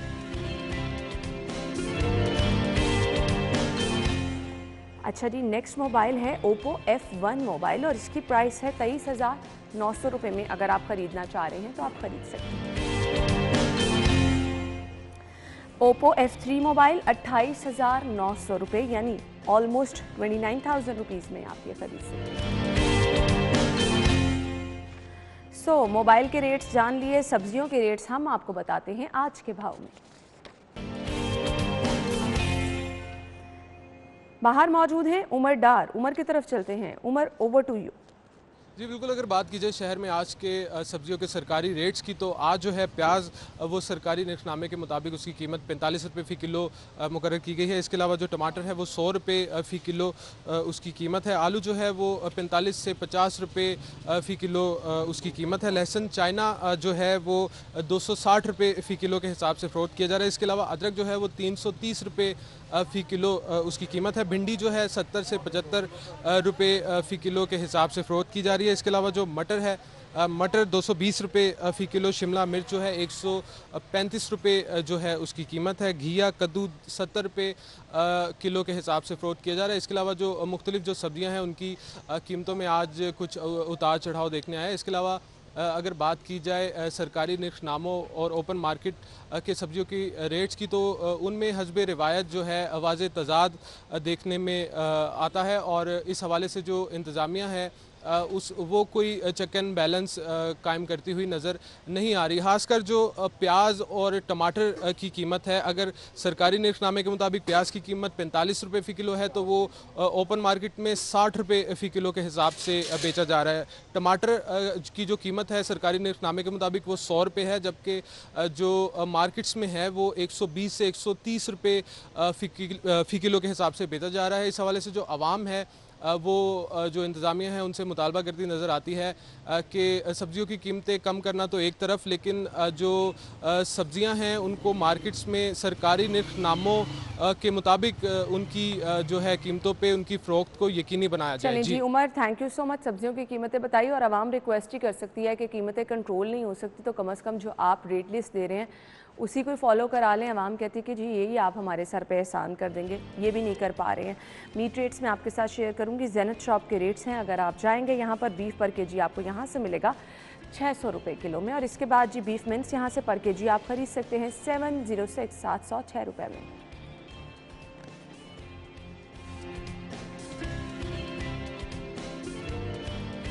मटन पर केजी 1435 रुपये किलो में। मटन मिन्स आप खरीद सकते हैं 1575 रुपये किलो में। इसके बाद जी हमारे पास है चिकन के रेट क्या हैं। सरकारी निर्खनामे के मुताबिक जिंदा मुर्गी मार्केट में मिलेगी 135 रुपये किलो में। इसका बना हुआ गोश्त 196 रुपये किलो में अवेलेबल है। और इसके बाद हम शामिल कर लेते हैं एग रेट्स क्या हैं। सबसे पहले रिटेल प्राइस के मुताबिक 154 रुपये 154 रुपये दर्जन में आप अंडों की खरीदारी कर सकेंगे।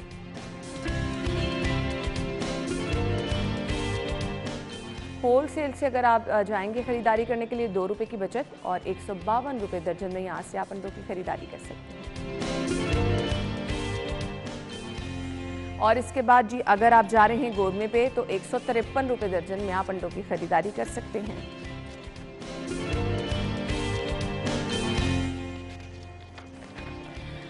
जी तो रेट्स आपने जान लिए, अब करेंसी रेट्स हम आपको बताएंगे माल के हाल में। एक नज़र डाल लेते हैं करेंसी रेट्स क्या हैं।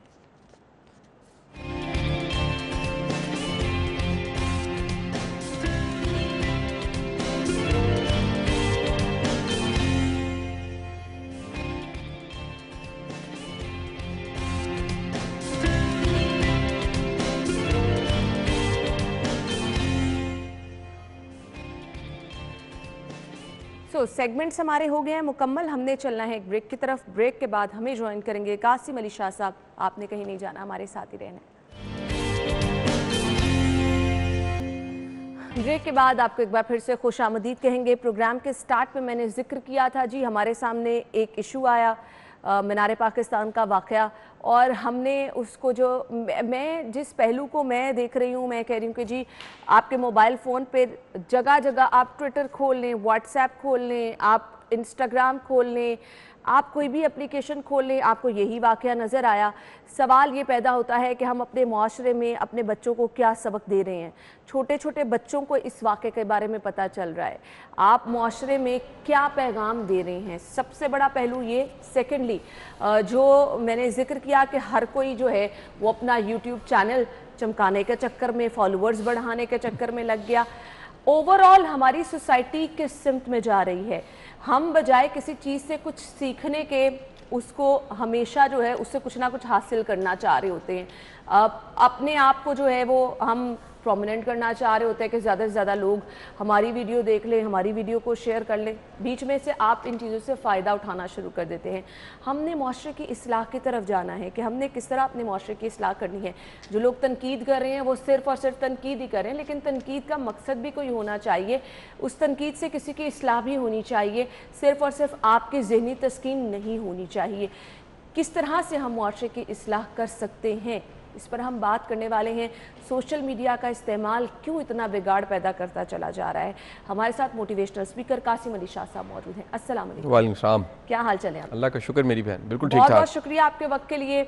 एक वाक़या पेश आया और पूरे सोशल मीडिया पे तहलका मच गया। अब मुझे तो उस वाक़े की तो जितनी मजम्मत करे कम है, जितना उसको बुरा कहा जाए कम है, क्योंकि हम देखते हैं किसी भी सोसाइटी में ये चीज़ें बिल्कुल भी काबिल कबूल नहीं, काबिल बर्दाश्त भी नहीं है। उसका एक पहलू मैं देख रही हूँ कि लोग धड़ाधड़ वीडियोस बना रहे हैं। कोई ऐसी जगह नहीं है, व्हाट्सएप, आपका इंस्टाग्राम, आपकी फेसबुक, हर जगह पे लोग तो समझ रहे हैं कि मेरे से बड़ा माहिर ही कोई नहीं है, मेरे से बड़ा तो अच्छा तबसरा ही नहीं कोई कर सकता। किस तरह, किस सिमत में हम जा रहे हैं? अच्छा ना, देखिए ये रवैया आहिस्ता आहिस्ता माशरे का पुख्ता हो गया कि हम राय बना के राय पेश जो करते हैं उसमें तहकीक का एलिमेंट नहीं होता। बिल्कुल आपने अच्छा, आप इस सारे वाक़े को, क्योंकि एक किसी यूट्यूब चैनल से ये वाक़या सामने आया, ख़बर जो रिपोर्ट हो गई, और उससे पहले कुछ वीडियोस वायरल हुई थी जो व्हाट्सएप तक मौजूद थी, लेकिन यूट्यूब चैनल के बाद फिर एक पूरा कह लीजिए तहलका मच गया। आप इस वाक़े के उस तहलका मचने के बाद ज़रा देखिए, बड़ी चीज़ें और भी खुल के सामने आई हैं। मसलन मैं अगेन आपकी बात उसी अंदाज से शुरू करूंगा कि शदीद मजम्मत हम करते हैं, बिल्कुल ऐसा बिल्कुल नहीं होना चाहिए।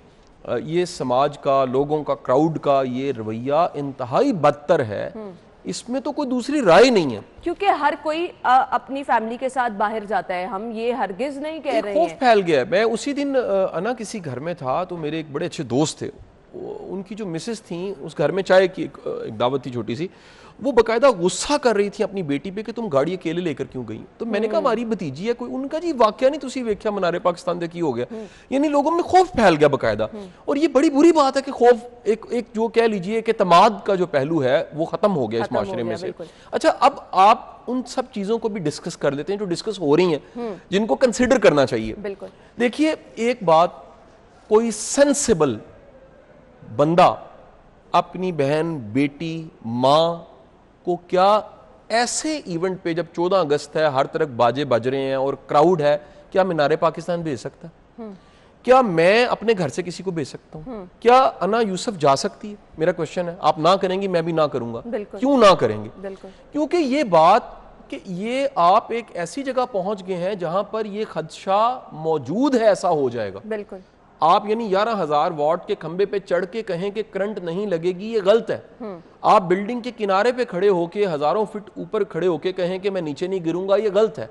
यानी एक सेफ जोन है और एक खतरे की जोन है जिसमें आप चले गए, अब खतरा मौजूद है और हो भी सकता है। अच्छा, दूसरी बात, ये जो पहलू है कि एक दिन पहले उस मोहतरमा ने पोस्ट लगाई कि मैं अपने फैंस को मिलने आ रही हूँ, सारे आ जाएं, और ये टीम के साथ वहां पर पहुंच गई, और जिस अंदाज से वो जो शुरू वाली सारी वीडियोस रिलीज हुई हैं, आप वो भी देख लीजिए। हमें उसकी भी मजम्मत करनी चाहिए कि कौन सी सेलिब्रिटी कहाँ की, वो मतलब कोई शाहकार, उनका क्या कंट्रीब्यूशन है। उन्होंने कोई किताब लिख दी है, उन्होंने कोई 65 की जंग लड़ी थी, उन्होंने कोई पाकिस्तान बनाने में कोई रोल प्ले किया था, उन्होंने कोई एटम बम बनाने में कोई 2 नट पेट लगाए थे, उन्होंने कोई ऐसा काम कर दिया, क्या किया उन्होंने?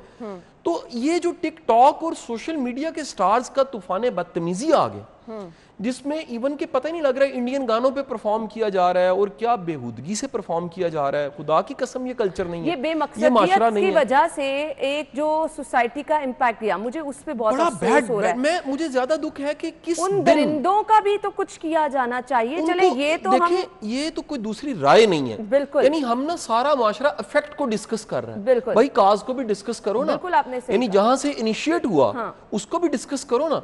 वो जो लापरवाही है या गैर जिम्मेदारी है जहां से ये शुरू हो रहा है वाकया, यहाँ जो स्टंट खेला गया एक फेम के लिए, उसको भी डिस्कस करो ना। अच्छा, उसको डिस्कस करो। ये दो ग्रुप बन चुके हैं कि जी ये जो ये डिस्कस करता है, ये सारी एक साइड इसको क्रिटिसाइज करने लग पड़ती है, बिल्कुल, और जो इसको डिस्कस करता है ये सारे उसको फिर क्रिटिसाइज करने लग पड़ते हैं। हमें दोनों को साथ लेके चलना है, और हम दोनों ने पहले तो क्रिटिसाइज किया कि हमें मानना पड़ेगा कि समाज का ये रवैया गलत है।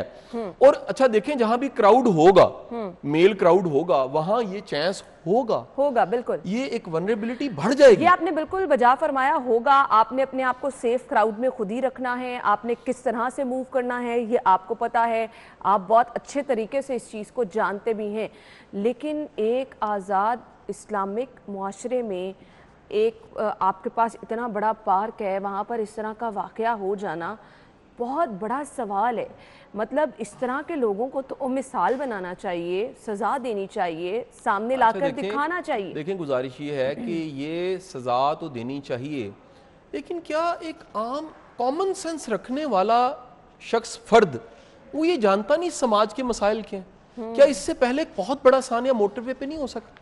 क्या इससे पहले कहीं ऐसे साने मौजूद नहीं है? क्या बेशुमार चीजें, आप ज़ैनब केस निकाल लीजिए, आप इस सोसाइटी, आप जाइए जाके जरा रिकॉर्ड्स निकालिए कि बच्चे कितने जो हैं वो हिट हो जाते हैं, छोटी बच्चियां कितनी हिट हो जाती हैं, घरों में मुलाजमों से बच्चे नहीं बचे हुए, अंकल से, चाचों से, मामों बाबों से नहीं बचे हुए, मसाइल बहुत ज्यादा है। अच्छा, आप जरा इसका एक और साइड ये देखिए, सोसाइटी ऐसी बनी क्यों है, हम उसकी जिम्मेदारी क्यों नहीं कबूल करते कि समाज की फ्रस्ट्रेशन को बढ़ाने में कई रोल्स हैं, स्टेट के भी रोल हैं, इस समाज के कई तरह के रोल्स हैं जिससे समाज ऐसा हो गया। आप कभी अपने छोटे मुलाजमों का, मैं सबको नहीं ब्लेम करता, आपके कितने ऐसे मुलाजिम हैं, कभी आप उनके सेल फोन की हिस्ट्री निकाल के देखिए ना, सर्च क्या करते हैं, फिर आप कहें जी हमारे बच्चे क्यों हिट होते हैं। आप कभी एक चिट्टा अनपढ़, उसको एंड्रॉयड मिला हुआ है फोन, वो इस्तेमाल करता है, उसने कैसी वेबसाइट्स पे जाना है, उसने किस तरह के पेज लाइक किए हुए हैं, वो किस तरह की सर्च यूट्यूब पे करता है, वो गूगल पे क्या सर्च करता है, वो क्या चीजें देखता है। अब तो देखिए ना, उसने वॉइस के बटन को दबाना है और वॉइस पे सिर्फ कहना है, एग्जैक्टली, बिल्कुल, फोन ने निकल आना है, गलत तरह की फिल्म ने निकल आना है। तो अब आप जो डोज दे रहे हैं गंद की, बला की और गंदी सोच की, और बाद में आप उम्मीद करें। अच्छा, मैं आपको ये भी बता दूं, इसी क्राउड में अजान की होती ना, एक बंदा खड़े होके, मैं प्रैक्टिकली आपको बता रहा हूँ, अजमा की क्राउड साइकोलॉजी मैंने सब्जेक्ट पढ़ी है, एक क्राउड में अगर अजान दी जाती ना, उस वक्त एक बंदा अजान दे रहा है, उधर सफे बननी शुरू हो जानी थी। ये मॉब की साइकोलॉजी है, ये भेड़ चाल चलता है, ये जिस तरफ कुछ लोग लगे सारे उस तरफ लग जाते हैं, एक पांव करता है सारे पूं करते हैं, एक तरफ सारे भागना शुरू हो जाए, सारे भागना शुरू हो जाएंगे। आप आजमा के देखिए कि पूरे क्राउड में एक ऊपर उंगली कर लेना और थोड़ी देर ऐसे उंगली करके रखे, सारे अपना काम छोड़ के ऊपर देखना पड़ेंगे। ये क्राउड की साइकोलॉजी है। तो आप क्राउड की साइकोलॉजी को, वो वनरेबिलिटी, वो खतरे की जगह, उसको समझे बगैर आप वहां चले जाएं और तैयार होके जाएं, आप टिकटॉकर के रूप में जाएं और आप एक सेलिब्रिटी बन के जाएं और आप साथ 4-5 बंदे लेके मुस्टंडों की तरह फिर रहे हैं कि जनाब कुछ नहीं होगा, तो गलती तो आपकी है। ये एक साइड। आ जाए सोसाइटी की तरफ, तो मेरा ख्याल है कि ये बड़ा अच्छा मौका है कि उनको पकड़ा जाए और उनको पनिश किया जाए। बिल्कुल। अच्छा, कुछ तो मिसालें बन जाए ना, कुछ तो मिसालें चलें इस बहाने हम क्या लें। मैं कहता हूँ जी, मोटरवे के वाक़े के बाद मेरा ख्याल है शायद ही हो कि वो रात के 1 बजे कोई अपनी फैमिली को, अकेली बीवी को, बहन को, बेटी को चाबी दे के जाओ, तुम जाके ट्रैवल करो। बहुत सारे लोगों ने एहतियात शुरू कर दी है। आपकी जिंदगी के कई वाकयात समाज में जो होते हैं, पूरी सोसाइटी के लिए एहतियात होते हैं। बिल्कुल, आपने पूरा समाज समझता है। आप उनसे कुछ सीखते हैं, तो इस वाक्य से भी हमने कुछ सीखना ही है। तनकीद किए जा रहे हैं लोग, लेकिन अब तनकीद के साथ साथ तनकीद बराए इस्लाह कैसे हम कर सकते हैं, और मुआशरे में हमने इस्लाह लेकर आनी है। कौन कौन सी ऐसी चीज़ें हैं जिनका ख्याल रख के हम अपने मुआशरे में इस्लाह ला सकते हैं। कासिम अली शाह साहब हमारे साथ मौजूद है, ब्रेक का कहा जा रहा है, ब्रेक के बाद आके इसको डिस्कस करेंगे, हमारे साथ ही रहिएगा।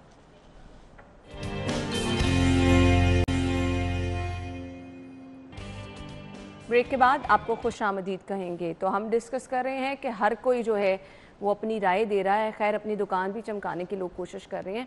अब मुझे ये बताइएगा, आपने कोई अपनी राय दी अपने यूट्यूब चैनल पर? बहुत सारे लोग आपको भी देखते हैं, सुनना चाहते हैं और आपकी बात पे लोग एतमाद भी करते हैं। देखें, गुजारिश ये है अना कि मेरा यूट्यूब चैनल या मेरा कंटेंट जो है वो इवेंट बेस्ड नहीं है या ट्रेजेडी बेस्ड नहीं है। वो मैं ये नहीं कहता कि अगर ये मौजू हमने पहले डिस्कस किया तो हम बातचीत कर रहे हैं। जो टीवी के लिए बातचीत मैंने करनी है, लेकिन मैं अपने सोशल मीडिया पे इस तरह के इश्यूज को लाता ही नहीं हूँ। मतलब उससे सबसे बड़ा एक चैलेंज क्रिएट होता है, आपकी इनकम नीचे जाती है। देखिए, आज यूट्यूब चैनल का मतलब क्या है? आपका सोर्स ऑफ अर्निंग है, ब्रेड एंड बटर है। बिल्कुल ऐसे ही। तो जब आप कंटेंट बेस्ड बातचीत कर रहे हैं तो इसमें कोई शक नहीं है कि आपकी ट्रैफिक, आपका वीडियो वो नीचे जाएगी। चंद हजार लोगों ने देखी होगी, क्योंकि उस वक्त टॉप ट्रेंड जो है वो मीनार पाकिस्तान है। बिल्कुल ऐसे ही। लेकिन आपको ये चिल्ला काटना पड़ता है। आप कहते हैं कि मैंने कंटेंट बेस्ड काम करना है, आपने स्टंट बेस्ड नहीं करना कि एक स्टंट मिल गया। अब देखिए ना, आज के यानी जो मकसद आप लेके चले हैं आप उसी को आप देखें, आप एक ट्रेंड चलता है नूर मुकद्दम केस, सर सारे यूट्यूबर्स उस पर चले जाएंगे। एग्जैक्टली। अच्छा, अब जाएंगे वो कोई गाजी या मुजाहिद नहीं है। सीधी सी बात है। और आप यकीन माने, मैंने जितनी इस हवाले से वीडियोस देखी, आधी से ज्यादा वीडियोस ऐसी हैं, लोग सुनी सुनाई बातें ज्यादा कर रहे हैं। मतलब इतनी फेक बातें हैं उसमें, कई ऐसी बातें हैं कुछ जिसका सर पैर कोई नहीं है उसमें। सनसनी ऐसी डाली हुई है। एक चैनल है जो पिछले साल कह रहा था कि जी ये अप्रैल में दुनिया खत्म होने लगी है, लेकिन साथ ही कह रहा होता है जी मेरा चैनल सब्सक्राइब कर लें, बेल का बटन दबा दें। तो आप देखें कि जब आप कंटेंट ही ऐसा दे रहे हैं, आप सनसनी फैला रहे हैं, आप खदशे फैला रहे हैं, आप खौफ फैला रहे हैं, तो पाकिस्तान को तो किसी दुश्मन की जरूरत नहीं है। आप अपने मुंह पे कालक मल के अपने मुल्क का इमेज खराब कर रहे हैं। आपको एक गुजारिश करूं, हर माशरे में अच्छे बुरे लोग मौजूद होते हैं। बिल्कुल आपने हर माशरे में। बिल्कुल अमेरिका में भी बत्ती चली जाती, डाके पड़ते हैं, रेप होते हैं, पता नहीं क्या कुछ हो जाता है। तो वहां पर तो वो मीडिया हाईलाइट्स नहीं इस तरह होती। हमारा प्रॉब्लम ये है कि काम मिल गया। ये काम ये है कि जी 1 मिलियन व्यूड का मतलब है 2 लाख रुपया। ऐसे ही है जी। तो जब आप उसके साथ पैसे आ रहे हैं तो फिर तो आपको बताऊं ये 1 हफ्ते बाद क्या होना है, नया इशू आ जाना है। सही कहा आपने। जब नया इशू आएगा, ये इशू गया तो ये इशू गया और आप उस पर जो उस्मान मिर्जा केस अब कहाँ पड़ा हुआ है? पड़ा हुआ है, चल रहा है ट्रायल उसका। नूर मुकद्दम केस के बाद आपको एक नया इशू मिल गया, आपको महीने बाद एक नया इशू मिलेगा। आप इशू बेस्ड अपना यूट्यूब चैनल चला रहे हैं, चलता जाएगा।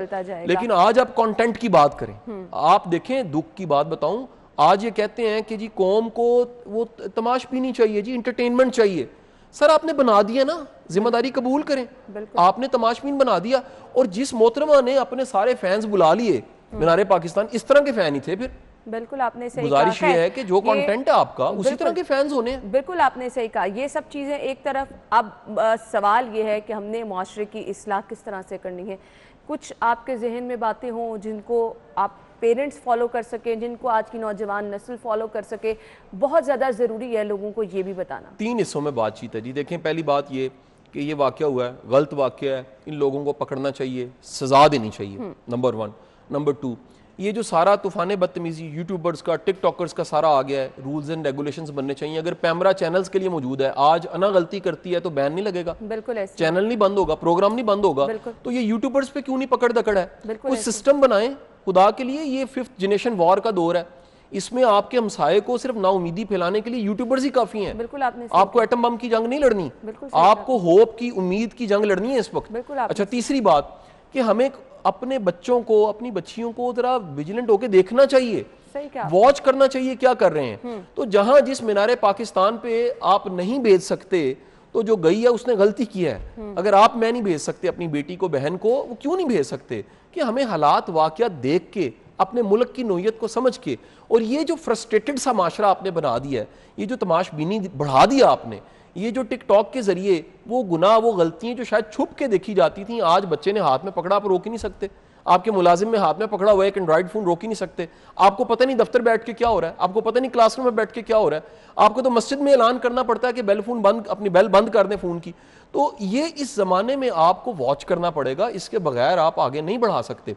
और मेरी गुजारिश ये भी है कि कम अज कम हम ये इस तरह की चीजों को जरा देखना भी बंद करें। बिल्कुल सही। एक ही टॉपिक हमने पकड़ लिया है, वो एक नेशनल एजेंडा बन जाता है, इतनी हाइप क्रिएट होती है, उसकी कई डायमेंशंस हैं। आप मेहरबानी करके वो सारी की सारी वो टिकटॉक्स भी देख लीजिए जो उस मोहतरमा की इस वाक़े से पहले की हैं। बिल्कुल सही कहा। अब आपकी तबीयत खुश हो जाएगी, आप परेशान हो जाएंगे कि वो किस किस्म की टिकटॉक्स बनाती थी। तो उस तरह की टिकटॉकर से आप वो जिस तरह से एंट्री उसने डाली है उस मीनारे पाकिस्तान में, और उम्मीद करें ऐसा वाकया नहीं होगा। बिल्कुल ऐसा ही है। और हमने दोनों पहलू डिस्कस किए हैं जी। बहुत ज़्यादा ज़रूरी ये चीज़ है कि फौरी तौर पर जहाँ पे सीएम साहब ने नोटिस लिया है, जो लोग इसमें मुलव्विस थे उनको भी पकड़ा जाए, उनको भी मिसाल बनाया जाए, उनको भी करार वाकई सजा दी जाए। और सेकेंडली, अगर आप सोशल मीडिया का इस्तेमाल कर रहे हैं तो ज़रूर अपने बच्चों पर भी नज़र रखें कि उसका इस्तेमाल वो किस तरह से कर रहे हैं। कहीं ना कहीं हमारा अपना रोल भी होता है, हम चीज़ों को खुद दावत देते हैं कि वो आके हमें तंग भी करें और फिर जो है वो हमारे लिए मज़ीद मुश्किलात भी पैदा करें। Thank you so much Qasim Ali Shah Sahab, बहुत बहुत शुक्रिया। नाज़रीन इजाज़त दीजिए, अपना बहुत सारा ख्याल रखिएगा। अल्लाह हाफिज़।